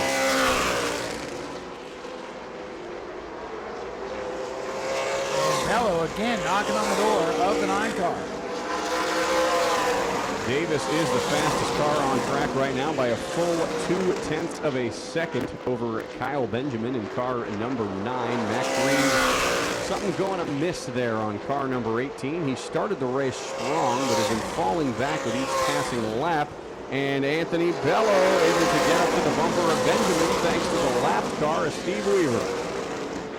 Bello and Benjamin. Who's going to be the final spot up on the podium? Spencer Davis in control of this one. Bello looking to the inside of Benjamin once again. It gives him a nudge up into turn number 4, but Benjamin stands his ground. Spencer Davis still your leader out of turn number 2. Closest battle on track is for third. Jade Abadine in car 24 coming to back up to challenge her teammate George Phillips once again. And bumper to the back of the 9, and Bello's on the inside. Bello very aggressive here tonight, but I like it. And he's to the inside of Benjamin. Benjamin, a former Super Late Model champion out here at the World Series, slips back to 4th, and here comes George Phillips, who's not really shown the potential that many thought he had this week. So it's 4 cars nose to tail from 3rd through the 6th position. 5 laps remain for Dawsonville, Georgia's Spencer Davis. Next time he hits right. The rest of the field single filed out. A 4-car freight train down the back straightaway with Anthony Bello at the helm.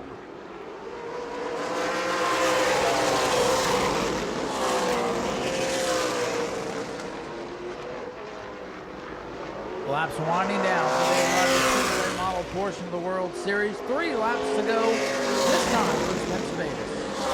Spencer Davis finds his way again around the lapped car of Steve Weaver in the 112. Davis almost a full straightaway ahead of Max Reeves. He's going to come around turns number 3 and 4. 2 laps to go for the Georgia native. Spencer Davis looking to lead Smyrna Speedway, a winner and a champion. Started the week with only 1 career Super Late Model win, and now he could leave here with 3 in his 36th start.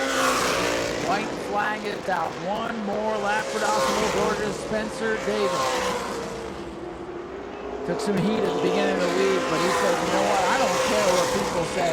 I'm going to go out there and perform on the racetrack. And here he comes out of turn, or into 3 and out of turn number 4. Ladies and gentlemen, Spencer Davis, your winner and 2026 World Series Super Late Model champion. Max Reeves 2nd. Anthony Bello again with a great run in 3rd. With Benjamin, Phillips, Abadine, Noggle, Brainerd, Bolin, and Steve Weaver Jr. going to come out here with a top 10 finish here tonight. Gotta love it. Runner-up at the Governor's Cup back in November, and now a champion climbing out of the car from Dawsonville, Georgia. It is Spencer Davis.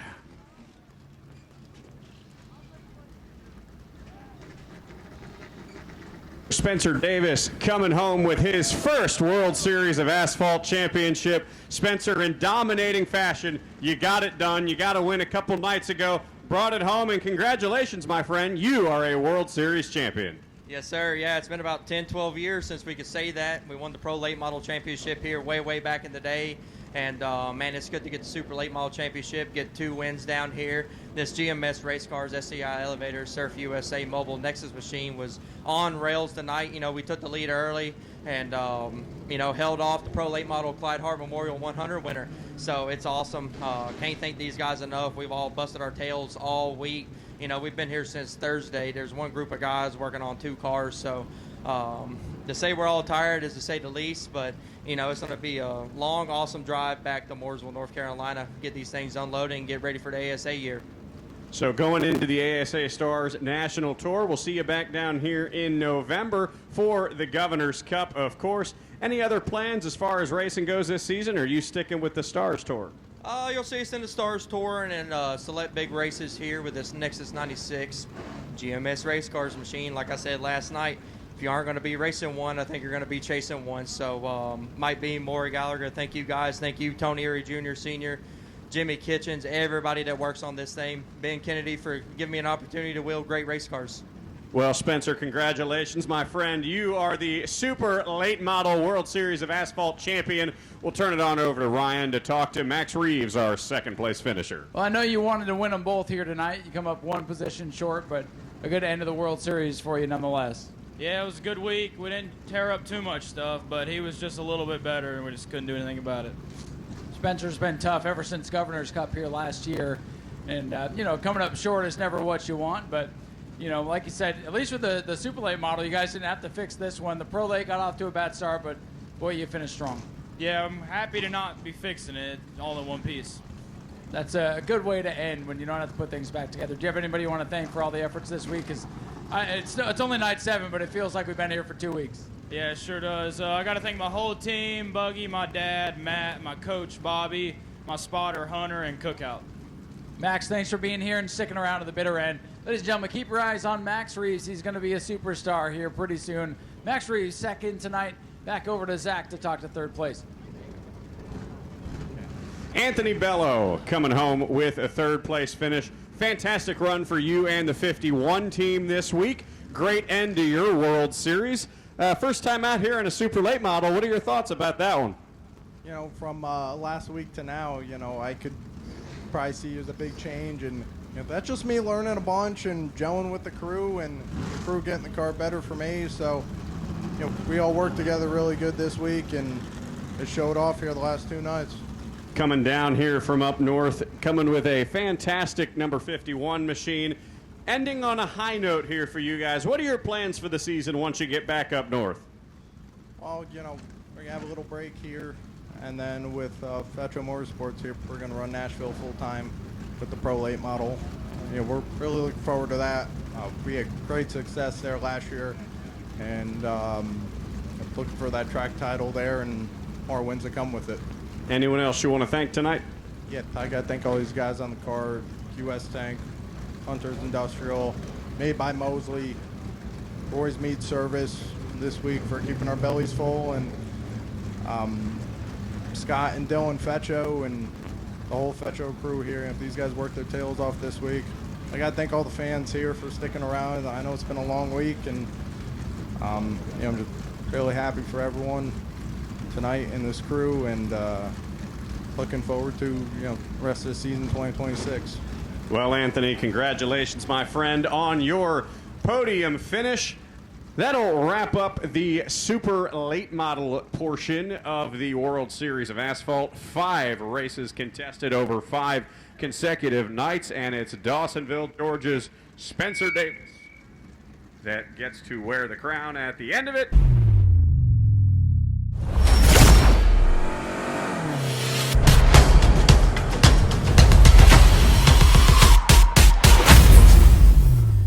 .60 green flag laps here for the Tour Type Modifieds. Lights are down on the Daytona Dodge American Auto Pace Car. Again, fans, we cannot thank you enough for being diehards and sticking around for an 11-14 start for the Tour Type Modifieds, but we only get to see them 6 times a year now, so enjoy, because they always put on a show. Here we go into the Hoosier Start Box. The Cigar Man Series for the Tour Mods is underway. No time jumping out to the front, grabbing half a car length on Patrick Emmerling, and that gap now growing. Ronnie Williams taking the 3rd spot.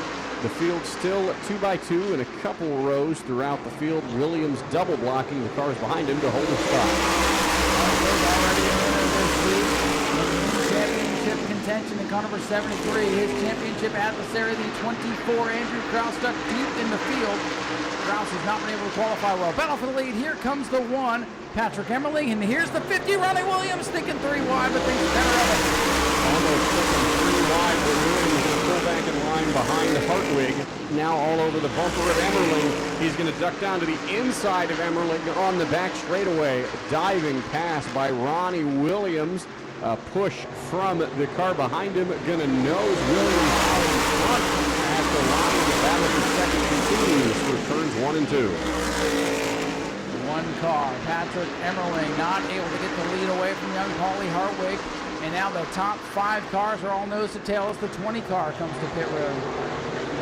And another car has entered the mix. It is the number 50 throwing his name into the hat. Williams going to go sideways, going up there with Emmerling. Side-by-side battle, wheel-to-wheel down the back straightaway for second. Ronnie Williams trying for his first career win. Paulie Hartwig did that earlier this week. Emmerling got his 7th or 8th career win, and they almost come together up to number 4. Very, very close to making contact. Williams going to get the nod, and Emmerling slow down the back straightaway. Emmerling, does he have a problem? He did pick up win number 7 last night, but for now drops back to 4th as Williams and Catalano get by. Catalano going to make his way up into the top 3, now looking to the inside of Williams for second, but Williams going to drive away, put some space up to the back bumper of Hartwig through turn number 3. We saw yesterday, Ryan, Ronnie Williams likes to run that high lane, but today he did all his passes on the inside of the track as he goes inside of Hartwig.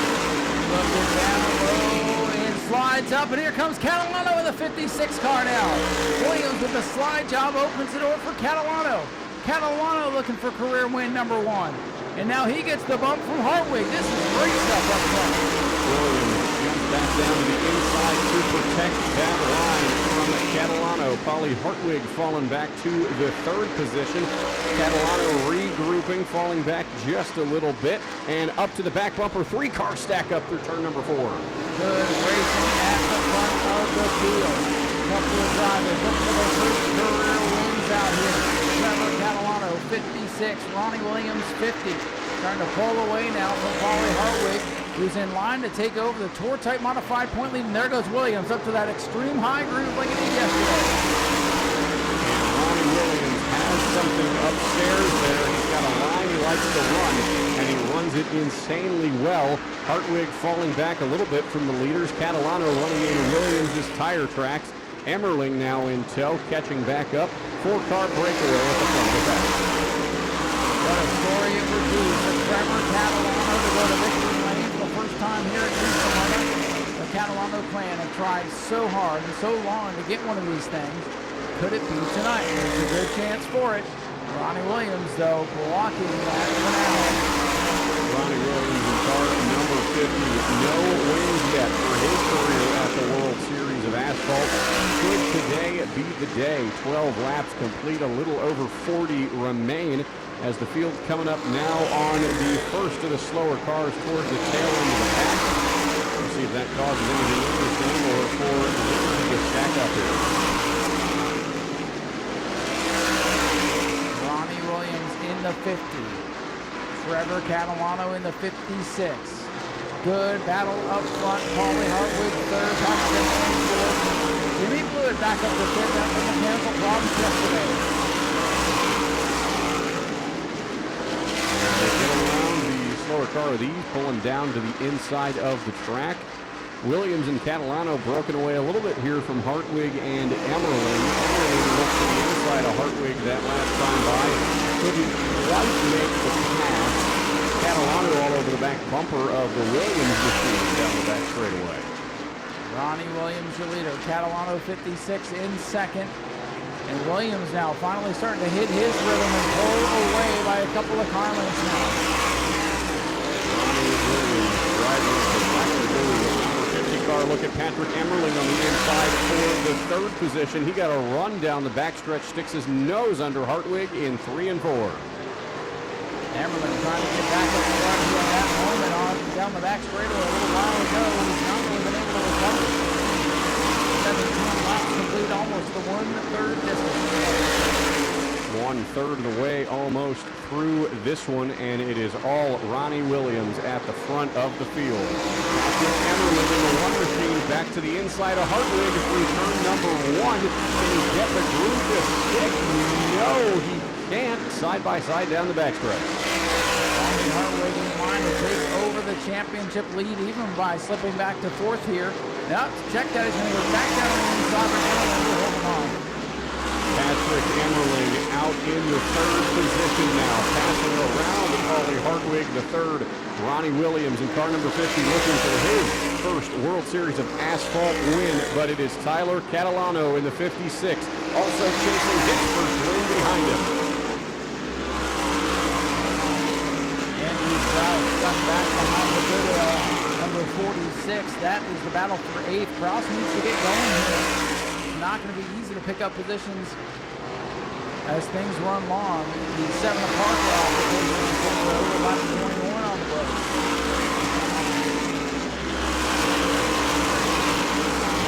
Williams pacing the field out there right now in the 50 machine. Catalano to the back bumper in turn 4. He's got his nose in there down the front stretch. Remember, Catalano, look to be the next time winner here in this year's World Series. We've seen a lot of them. Williams in the 50 still leading away. And now Hart with 73 cars starting to lose touch with the leader. The car looks like it has good short run speed, but doesn't have the long run speed in the next 30 seconds. He's a little bit off the pace right now as he is sort of in his own little world back there in the 4th position. Tyler Catalano tried to get his nose down inside the 50 car. Couldn't make the pass that time either. Ronnie Williams alone in first place. Paulie Hartwig falling into a black hole in the middle of the pack. The next one to catch him is the battle for the lead. Still a good one here off turn number 4. Trevor Catalano, Ronnie Williams. Nose to nose, duking it out here.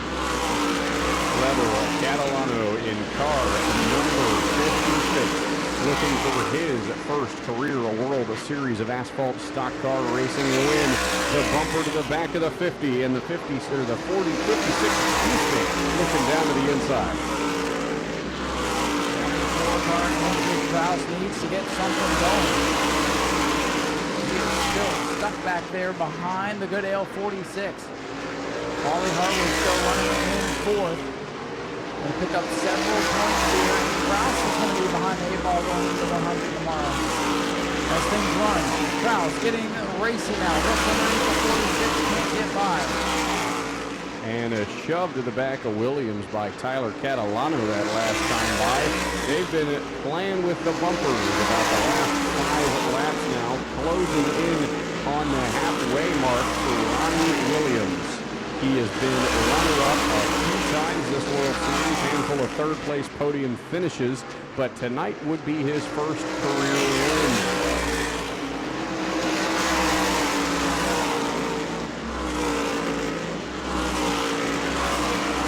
Brown still unable to get by. Good this time by. It'll be lost flags for Ronnie Williams, who still holds that car length to half car length advantage on the 56 of Catalano. Halfway home for Ronnie Williams.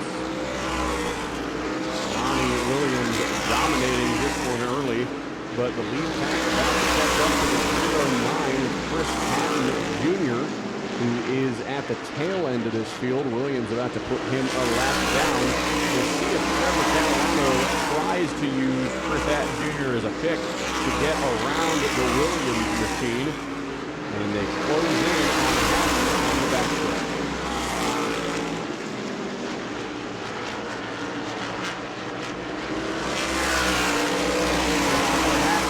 Going a lot down as is the Catalano number 64. Williams around the outside of that. So the leaders going to make it around without any major issues as they come back down the front straightaway and head through turn number 1. It is all Ronnie Williams at the front of the field. The next slow car they've got to catch is the 64 of Amy Catalano, but equidistant space between the top 3 cars, Williams, Catalano, and Emmerling. Emmerling coming back into the mix now on number 1. Like he's got a pretty good long run car, which will be good for the second half of this race. Williams, last night's winner, last year's champion. That's a shot to match his win total from a year ago as Amy Catalano pulls low for the leaders. Williams going to get around the 64 with ease. Tyler Catalano having a little bit of trouble getting around the 64 machine. That'll put a gap in between Williams and Catalano. Paulie Hartwig in the 73 off the pace right now. Still a couple of lapped cars separate him from the lead pack. Ronnie Williams been the main story here tonight. Car number 50.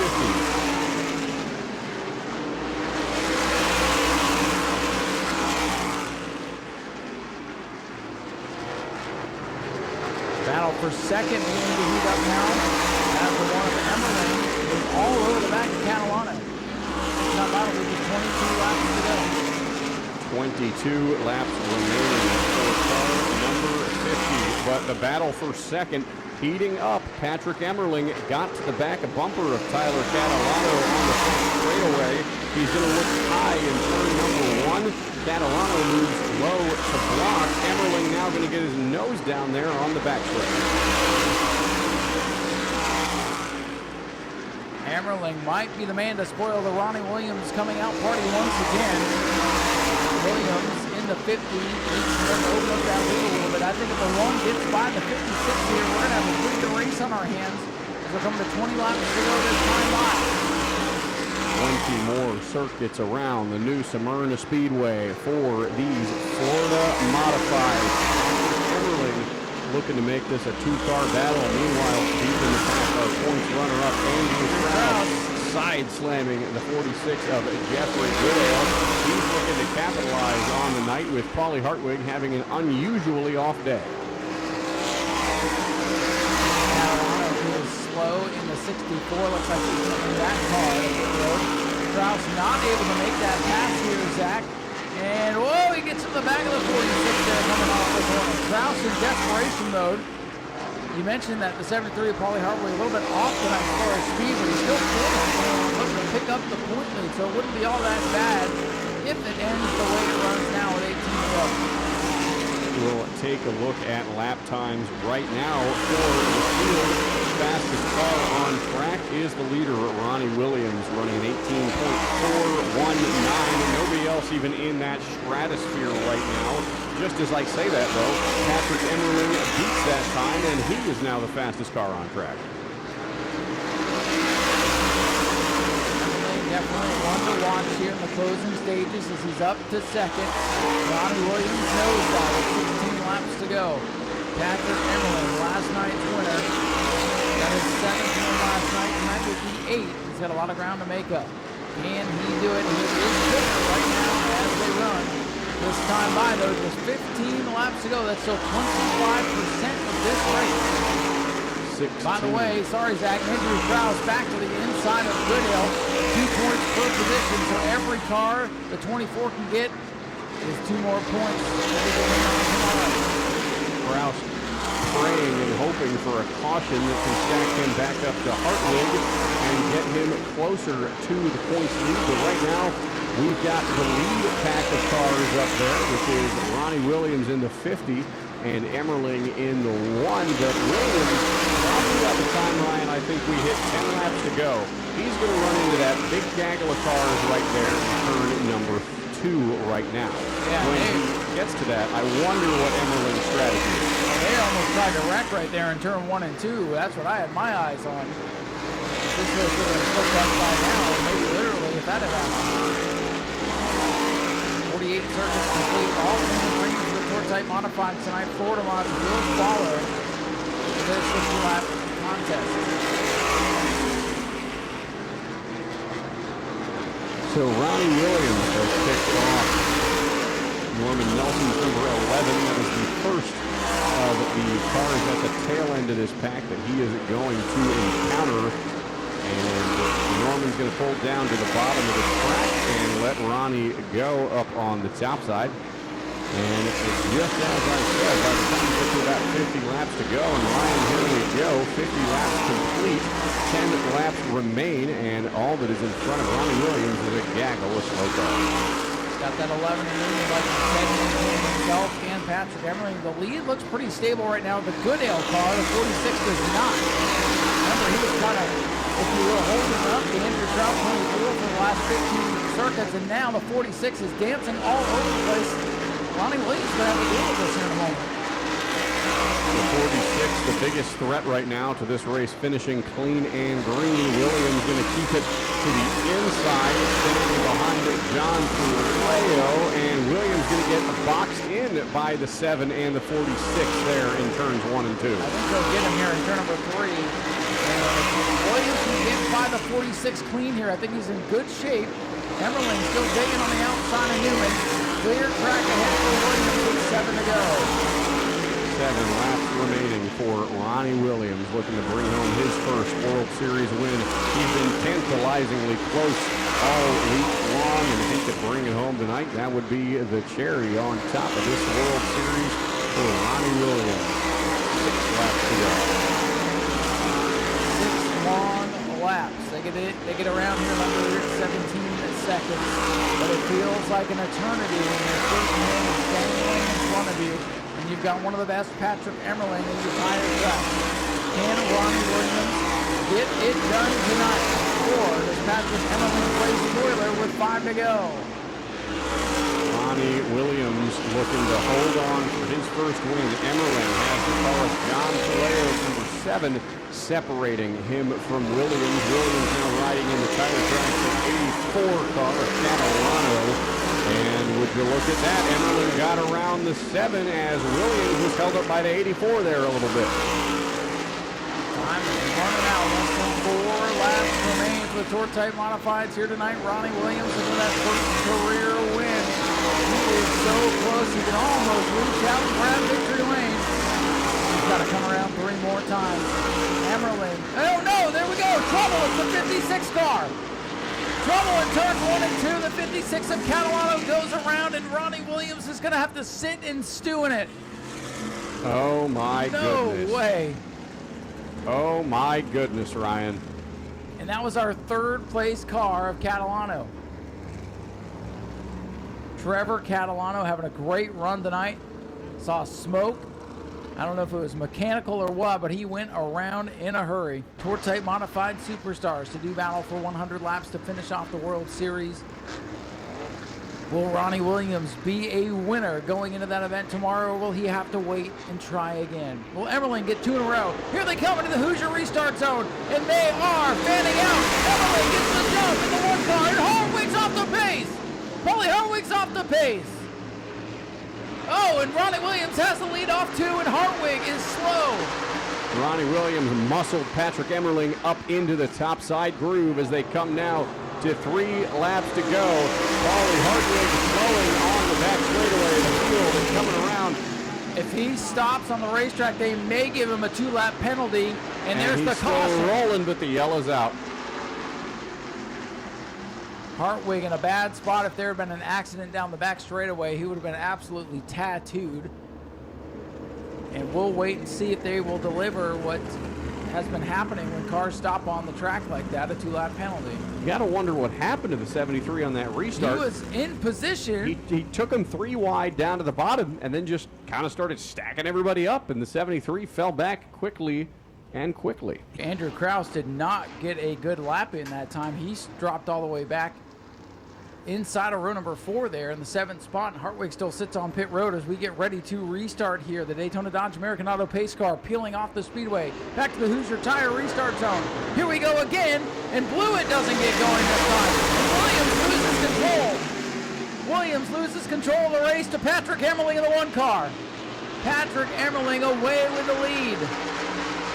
Patrick Emerling not quite home free yet. Here comes Ronnie Williams up to the back bumper. Now he's got a wheel to his wheel as they come across 3 laps to go. The battle for the lead heating up. Williams squarely through 1. Oh, he's got to run. Emerling's going to chop him down, though, down the back straightaway. Here comes Ronnie Williams back to the inside. Williams will not go away quietly. Williams on the bottom. Emerling on the outside. Here they come. 1 lap to go. Who's it going to be? Williams takes turns a it dive down. to the inside. Bounces Puts Emerling off him. up to the top. Williams down the back straightaway. Will He's Emerling leading. return the favor? I bet he will. Emerling Oh, down the inside. blocked. Williams up. Oh, sliding to the top of the track. Patrick Emerling going to come off of turn number 4 to win. Ronnie Williams is going to get second, and the Hart team going to come home in third. What a finish. Unbelievable. Unbelievable finish here to the Tour Type Modifieds tonight. And Patrick Emerling gets him back and gets win number 8.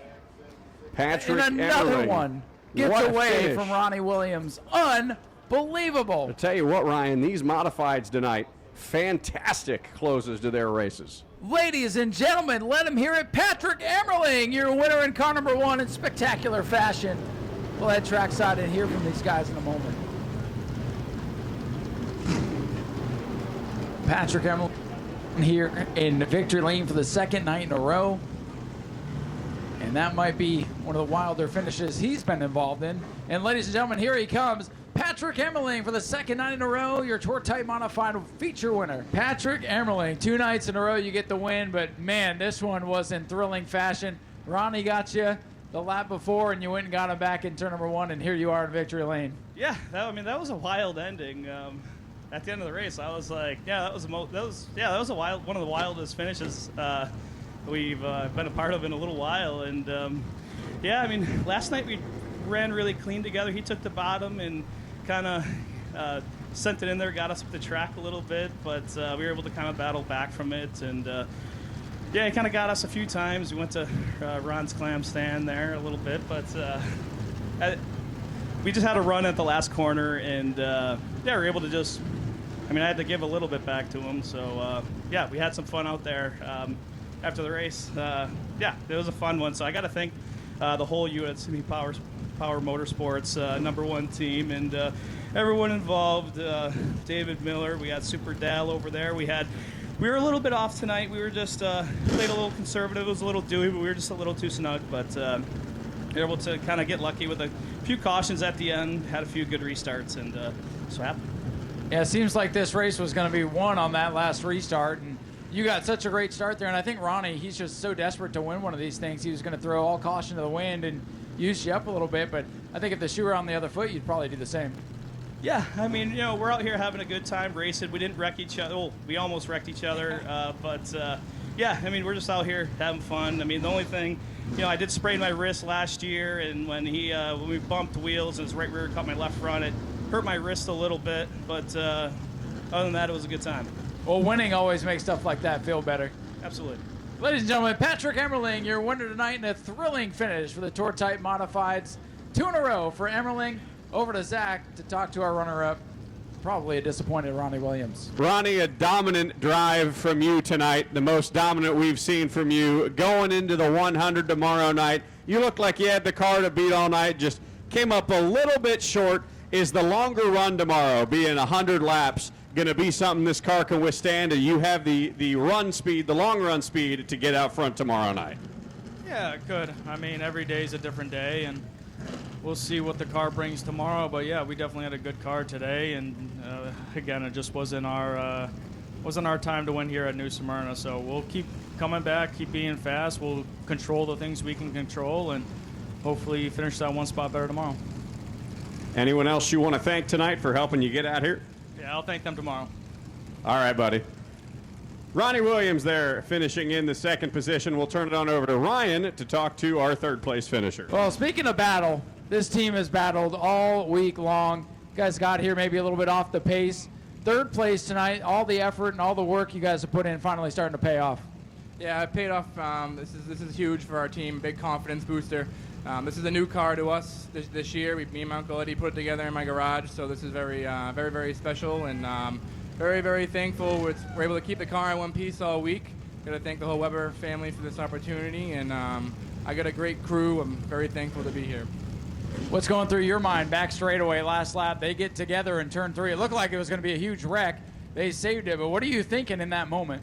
I was sticking my tongue out trying to get every bit I could, and I honestly, I really wish the car was a little bit tighter. We might have had a shot going into the corner just because of how loose I was. I wasn't able to stay in their butts going into the corner, and yeah, it was close, but congratulations to them. Well, and congratulations to you. A third place, a podium here at the World Series has to feel pretty good. Yeah, it does. Thank you. Any sponsors you want to thank? Yeah, I got to thank Bobby Weber and the whole Weber family for all this. Ken is a construction, Velocita, Bumpy's Auto. They're all awesome, and everybody else helps us out. Jeffrey, good to see you up here on the podium. Jeffrey Battle, a career best third place run tonight. Good for the Bobby Weber Racing team. Patrick Emmerling climbing back in. He will peel out, and we'll roll out some Florida Modifieds. Final event of the night, 60 laps for these guys. This is event 2 of 4 for this division. That'll close the main event on Saturday. 60 laps for the Modifieds of Mayhem. But first, we must get there by running this race. We're headed back up topside for the final event of the night. Thanks for sticking with us.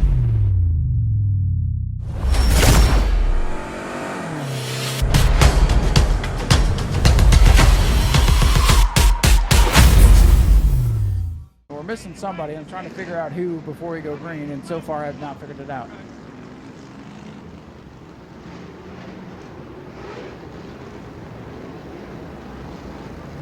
Either way, it's going to be one whale of a show. Absolutely.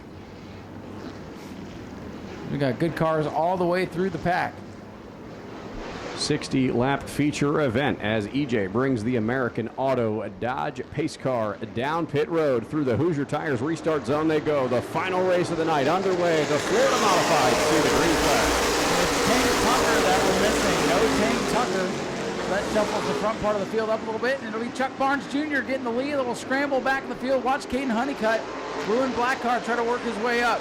22 Florida Modifieds into turn number 3. Chuck Barnes, your leader, as they come off turn number 4. Honeycutt almost connected there with Richardson 62, but up at the front of the field, it is Barnes in the 55, showing the way. Honeycutt 3 wide pass out on turn number 2 to get the spot, and slow from Dalton Simons, or that's not Dalton Simons, excuse me, the other 14 machine of Hart.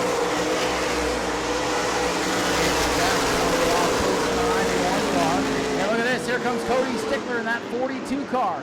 Stickler for the lead down the back straightaway. Our runner-up from last night. Trying to get to the point in the Ritchie's Garage 42, and he's got it. Stickler out in front now. Stickler makes his way to the race lead with a pass on Chuck Barnes in the lead, and now a car length and growing. Trapped in the middle of the field right now is last night's winner, Caden Honeycutt, the man who got the better of Cody Stickler. He is trying to slice his way through the field, but everybody else nose to tail right now through 5 laps. Field really starting to get strung out. Most of the field single file and a lot of separation between them all. The 42 machine putting some space in between himself and the 55 of Chuck Barnes. Cody Stickler, one of the fastest cars out here, now ahead by about 6 car lengths, and the gap is only getting bigger. And closing in on him is the 96 machine of Jared Maupin, looking to make things a little bit interesting in the battle for second. Gary Simons getting the shuffle back with the hammer.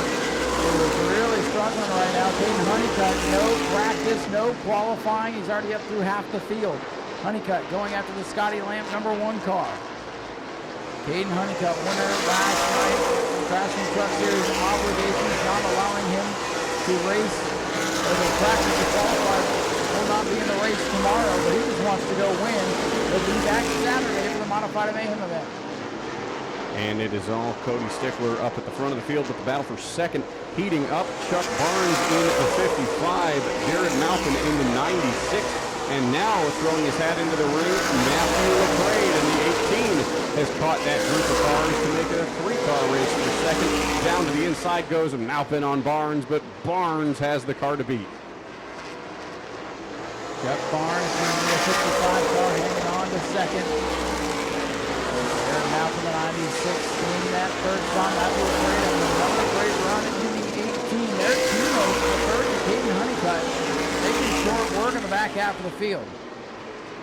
Caden Honeycutt slicing his way through the field early. A late addition to the field, but nonetheless a welcome one as the 30 team looks to make their way up to the front. LJ Lynne almost getting dicey there with the 15 of Matthew Green.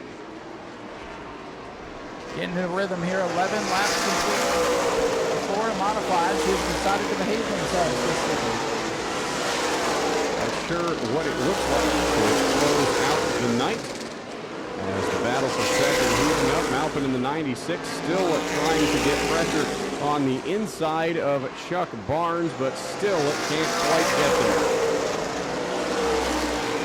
Scotty Lamp goes to work on the top of Left's car towards the back end of the field. Lamp in that green machine. Got Max Caius looking down on the bottom. Caius, whoa, gets into Scotty Lamp. We've got trouble in turn 1 and 2. Caution flag is out.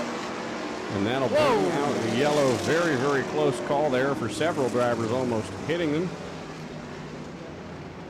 And that will re-rack the field 13 laps into the 60-lap event. We welcome you to day 8 of the World Series of Asphalt.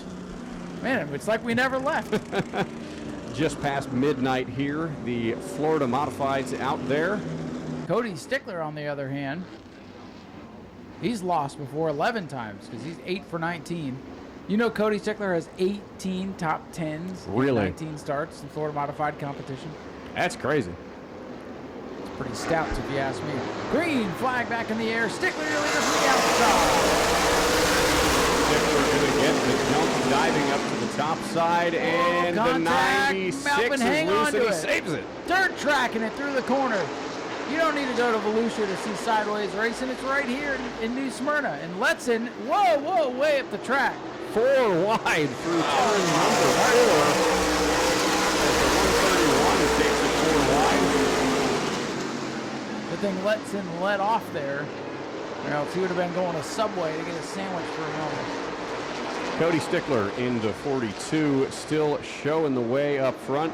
Maupin, after a close call, back in 5th, but now Caden Honeycutt looking to take that spot from him. Can you believe that? In 14 laps, he's gone from last to 5th. Yeah, I can believe it after what I saw last night. I can't believe he's going to do double duty today, modifieds and trucks. He'll be at Daytona later on today racing that 250 against Tony Ford, Cletus, and Pastrana, and Kusavar, who was here the other day.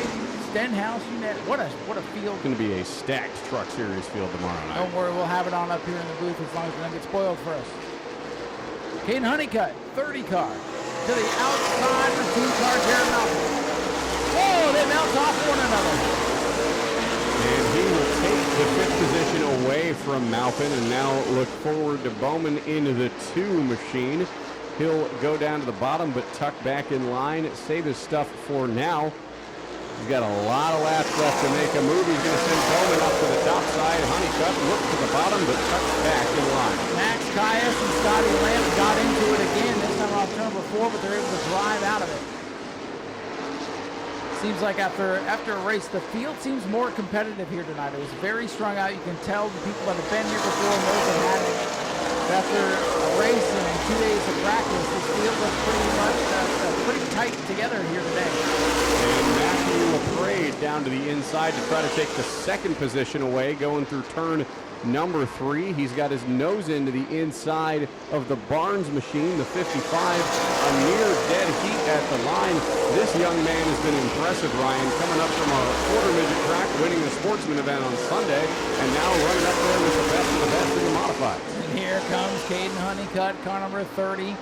We're just a third of the way through this race this time by, and Honeycutt is from not even on our starting lineup to 4th. He started 22nd on the grid, and he's 4th. In 20 laps, Caden Honeycutt has clawed his way up through the field. Now going to look to take 3rd away from Jerry Barnes in the 55.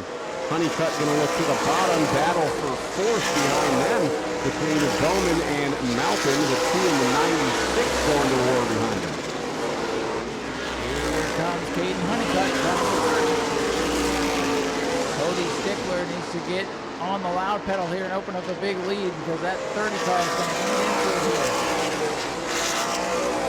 Deep in the field, Matthew Green in the 15 just made a bold 3-wide pass on Jerry Simons and LJ Grimm, and that will put him into 9th position, moving him up into the top 10. A rough go for Jerry Simons, our defending track champion here for the Florida Modifieds. Sort of mired mid-pack. Struggling mid-pack, now under fire from the Jet Letson number 131 car. And Caden Honeycutt is reeling in Matthew LaPrade at a quick rate. The gap now just a handful of car lengths. Caden Honeycutt going to look up to the top side, grab some clean air, continue to close that gap as our leaders here within the next couple of minutes are going to come up on all of this traffic at the back of the field. Caden Honeycutt may be the favorite for Saturday's Modified the Mayhem season opener. He continues to run like this. I mean, that car sat in the pit stall all day, no practice, no qualifying, 22nd. this biggest modified field we've had in a long time. Whoa, Wichard sideways hangs on to it. Traffic going to become a problem here for Cody Stickler. Stickler going to have his run-in with the first car at the back of the field. It was the 14 of Ray Huff. Stickler going to go up on the top side with ease, and now we've got Dalton Simons in the 14, Greg Campbell in the 36, and James Wittridge in the 16. Going to be the three cars he's got to get around, and Dalton Simons all over the bumper of Wittridge that last time by.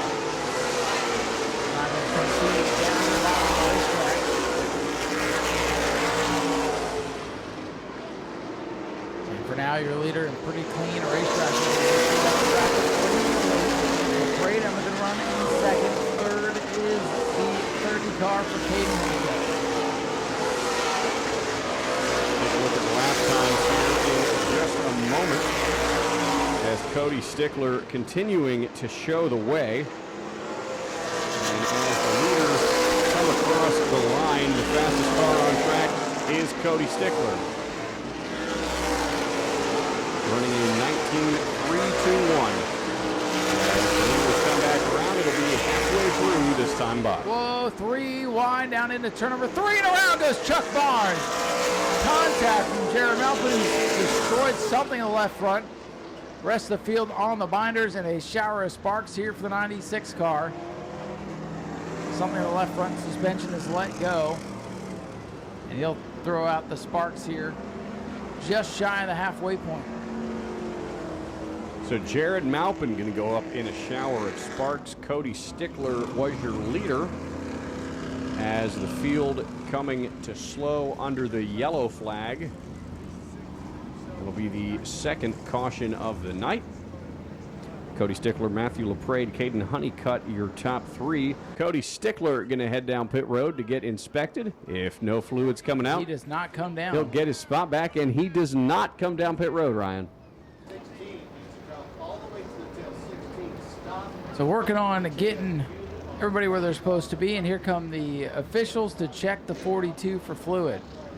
Jerry Simons on pit road in the 66 car. 36 is sitting here behind the banners. I don't think anybody's noticed we have a car in the middle of the pit road. New leader, car number 18, Matthew LaPrade. So Matthew LaPrade going to inherit the lead for this one. Stickler's 42 done for the day. Unbelievable. He'll have his second ever finish outside the top 10.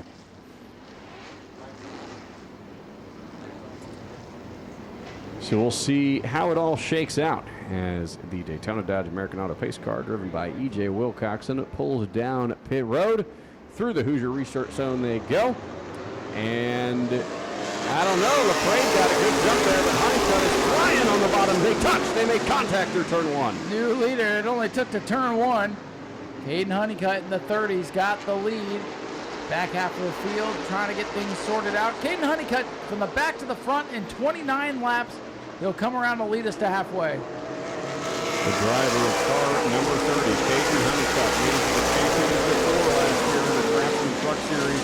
Looking to go back-to-back tonight here at New Smyrna Speedway. Look at the gap he's got on LaPrade already. 6, 7, 8 car lengths through turn 3 and 4. That car is a BMF chassis car. It's fast, that's for sure.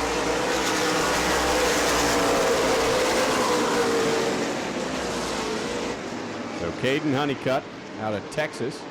Your current leader, Matthew LaPrade, the young man, doing a fantastic job wheeling that 18 car. Running around in second, we see the wrecker hooked up to the 36 car, towing it to its garage. Look at the right front on the 36, Ryan. Yeah, I think that's where the 96, Jared Malpin, ran him over. Malpin, meanwhile, trying to work his way up through the field, just got blocked there by the 37 of Spencer Steinman. Scotty Lamp will take his man to the spot. More spark to the Malpin car.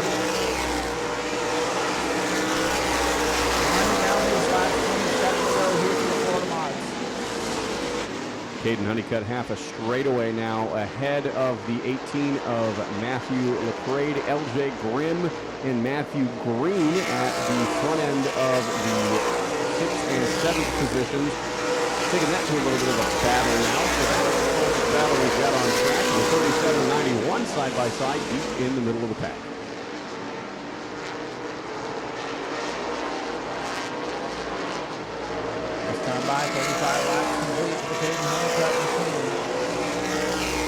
Mostly single file throughout the field. Scotty Lamb all over the Brad Springer car. Shout out to Brad Springer. They had to change the motor in that car. He didn't qualify earlier either. And he's back there in about the 9th spot. So a good recovery for the 61. But Caden Honeycutt, what a drive. Hard charger of the week award to him. He has jumped from the 22nd position all the way up to first. And that lead is continuing to grow over Matthew LaPrade, number 18. Brad Bowman running into third position right now in car number 2. Running in fourth is the 93 of Brian Nestor. And rounding out the top 5, the 99 car of Moore.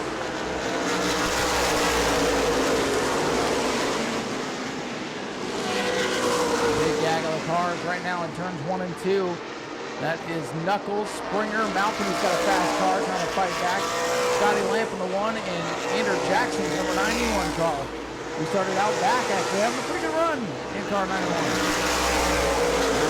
Having a good showing here, up into the top 10. How about car number 93, Brian Nestor out of Hamilton, Indiana. Another driver having a good run tonight, up into the top 5 as Jared Malvin in the 96.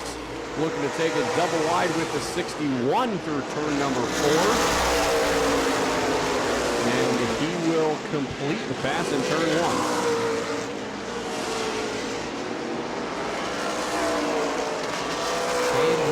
Picking him up and putting him down. He's got a huge lead. LaPrade is second. And how about Brad Bowman up into the top 3 once again? I think the big worry right now for Caden Honeycutt. He's got 20 more laps left to go. Long distance left in this one. But the rate he's going, he's going to hit that massive pack of cars on the back straightaway right now in probably about 6 to 7 laps time. And when that happens, there's no cars between him and LaPrade, and he's been running similar lap times. So I wonder if he'll get any trouble there when he catches that pack of cars right there. It'll make it interesting, no doubt about it. Honeycutt was so impressive. The win last night to hold off the Richie Smith 42 bid by Cody Stickler. Tonight, Stickler goes out early with mechanical problems in the oil leak. And Caden Honeycutt, whoa, 16 car bobbing and weaving here, about to knock the fence down. Anyways, Caden Honeycutt is out for a, what day is it? The Friday night drive, Friday morning drive. Friday morning drive for Caden Honeycutt just past 12 o'clock in the morning. He's looking to burn the midnight oil and bring home back-to-back race wins. But he's coming up on the slow car, the Dalton Simons machine.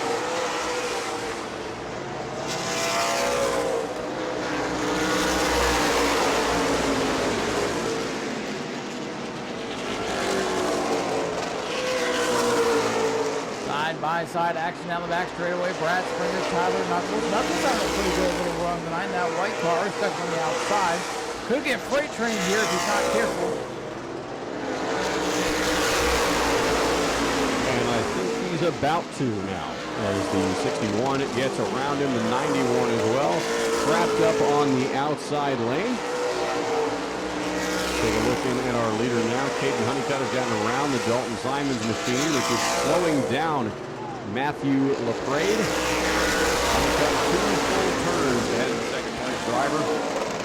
A dominant drive by the driver of car number 30. Craftsman Truck Series regular driver out of Central Texas, Caden Honeycutt.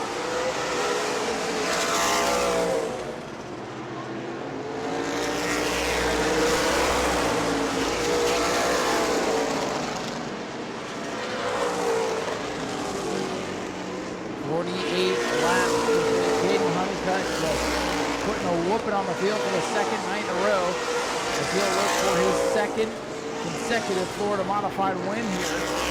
Goes in on the remaining. Gets held up by Chuck Barnes a little bit though. Going to take some time off of Caden Honeycutt's lead. Still can't get around Chuck Barnes. Now gets around him on the backstretch. Matthew LaPrade entering at turn number 3 as Caden Honeycutt is exiting turn number 4. 10 laps to go for Caden Honeycutt.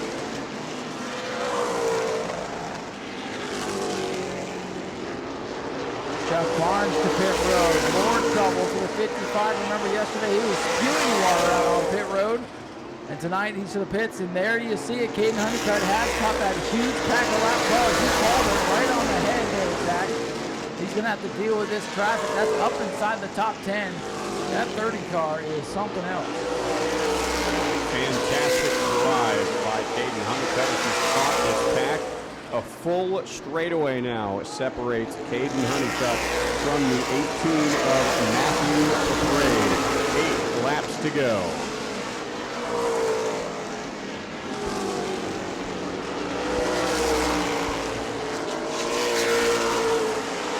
Honeycutt trapped in behind the 131 right now, taking some time off of that, and still can't get around the 131. Even through turn 1, he's going to look up high.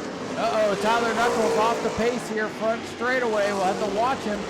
Can he make it all the way back? LaPrade had to tiptoe around. The second place car is a straightaway behind the Caden Honeycutt, number 30. And the 57 rolling real slow in turns 3 and 4, but I think he's going to have the momentum to make it down pit road. Meanwhile, our leader, Caden Honeycutt. Whoa! Wow, what a save from Malcolm there in the 96.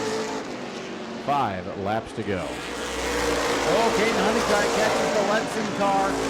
We'll have to go down on the inside to get by him here with 5 laps remaining. Caden Honeycutt just, honestly, he did that way off. He does not need to fool with this lap traffic right now. I think he's got way too much to lose here. $2,000 on the line here. Honeycutt to the inside of the 148 machine. Gets around him with much more ease than he did the 131. And he now enters turn 3 as Matthew McQuaid exits turn 2. A masterful drive by the driver of car number 30, Caden Honeycutt. 3 laps to go for Honeycutt. On the night where Cody Stickler gets his second ever finish outside the top 10. Caden Honeycutt's looking to get his second ever win and his second ever start. And they're trying to crash all over the place right now. And nobody's found a spot to do it, thankfully. 2 to go. 40 over at the line. Caden Honeycutt looking to go 2 for 2 here in his only 2 starts. Going in back-to-back wins for the driver of car number 30. The native Texan going to come around turn number 4. White flag in the air for Caden Honeycutt. Final lap for Caden Honeycutt. The Florida Modifieds and this marathon night number 7 of the World Series. Caden Honeycutt sets sail into turn number 3. He'll bring that blue black machine off of corner number 4. Caden Honeycutt, second win in a row. This is done in dominating fashion. Coming home in the second spot. Car number 18, Matthew LaPrade at the line. Brad Bowman going to hold off Nestor for 3rd. 4th does go to Nestor, and rounding out the top 5 will be on Here's the rest of the pack. And for insurance, Caden Honeycutt. Cross line again. Here he comes now, everybody, from Central Texas. Caden Honeycutt gets it done for his 2nd win in a row. Caden, your 2nd ever World Series start, your 2nd ever World Series win, pulling double duty up the road, winning the truck, coming here tonight and winning, driving through the full field just after midnight to come home with a win. A fantastic drive from you today, sir. Man, thank you very much. Yeah, we had a good car for sure. It was definitely pretty hectic getting through there. I'm not gonna lie. I just wanted to make sure I wanted to take my time and keep all 4 fenders on it, or I should say tires on it, and be able to move my way methodically through. Just one thing, BMF, Roger Dabb's performance, Big Lunch Farms, everyone that helps makes this happen, man. John's been doing such a great job, and we've been working really hard on this race car to make it better. And from the Derby, from last night, now tonight, tonight was good, but I still feel like we needed a little bit better turn and drive off stability to keep up. But would have liked to race Cody there if he not had that issue, but just to see where we're at. But looking forward to Saturday. I think we really have a good car to try to win a Monza Mayhem win. And yeah, it was pretty eventful. I don't know if the camera saw it or anybody in the stands saw it, but it was pretty hectic starting back there and just being methodical on my way through. Coming in here a little bit late from Daytona. You weren't even on our entry list, actually, when we were reading the list and we saw the 30 car was here. But coming into Saturday, the the 100-lap event. You're looking to go 3 for 3 in World Series starts. What would that mean to you to come home with the 100-lapper, bring the 30 car to victory lane, and go undefeated in your World Series attempt this year? Yeah, it'd be definitely pretty difficult, but I think it's very, very possible. I think, we're going to go back over tonight. We'll talk about it and see what we got to do to be better for Saturday. I won't be here tomorrow. Thankfully, I'll be over across the street running that track. But, I just want to thank John and everyone for all the hard work they do, and we'll go over it and see what we got. On another note, going into that tomorrow night, you're going to be racing against a stacked field. Drivers like Tony Stewart, Travis Pastrana. What is the transition like going from running a half-mile short track in a modified like this to going out there tomorrow and running the big truck? It's definitely very different because when you're solo car out there, it feels like you're going 60 miles an hour on the highway. And then when you get trucks around you, you're going 180. So it's definitely different, but I got into it right away. And, from last night to tonight was very easy transition from practice and all that I had last night. So, yeah, it's definitely very different. But I enjoy every bit of it. That's why I do it, and any chance I can to run this car and people allow me to race, I'll take advantage of it and make the most of it. Well, Caden, congratulations, my friend. You have gone 2 for 2 in World Series starts. We'll turn it on over to Ryan to talk to Matthew LaPrade, our runner-up finisher here tonight. Good run for this young man. He is really taking to this Speedway pretty quick. Little damage there on the front end they'll have to go to work on. But Matthew, second place here tonight. Nobody's touching that 30 car right now. That thing is a beast, but you have done a well of a job behind the wheel of this car. Started in the Sportsman, got a win there, and now a couple of good runs in the Modified. Yeah, we're going to work on this thing tonight, get the nose replaced, obviously. Get it as good as we can for tomorrow.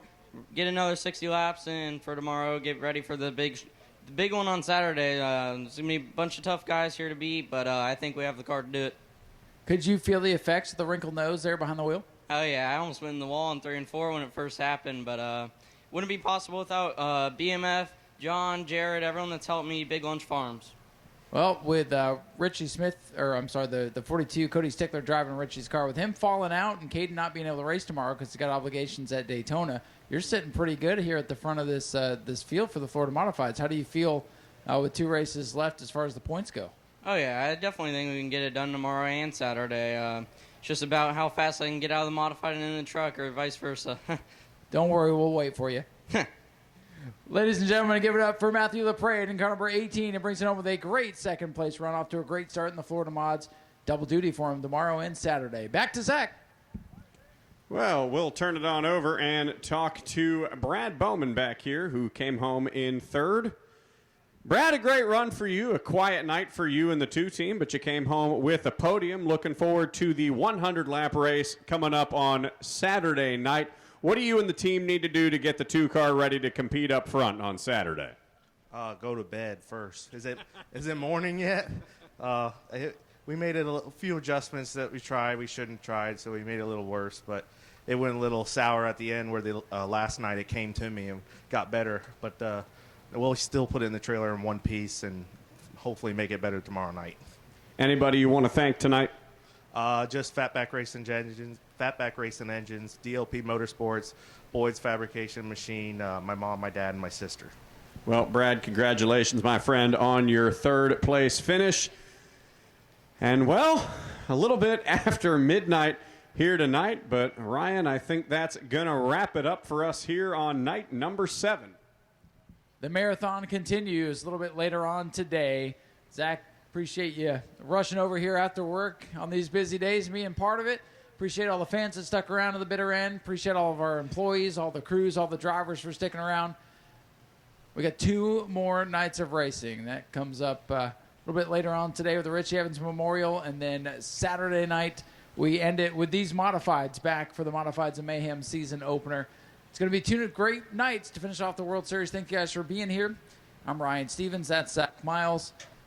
We will see you tomorrow. Get home safe. Let's go racing some more.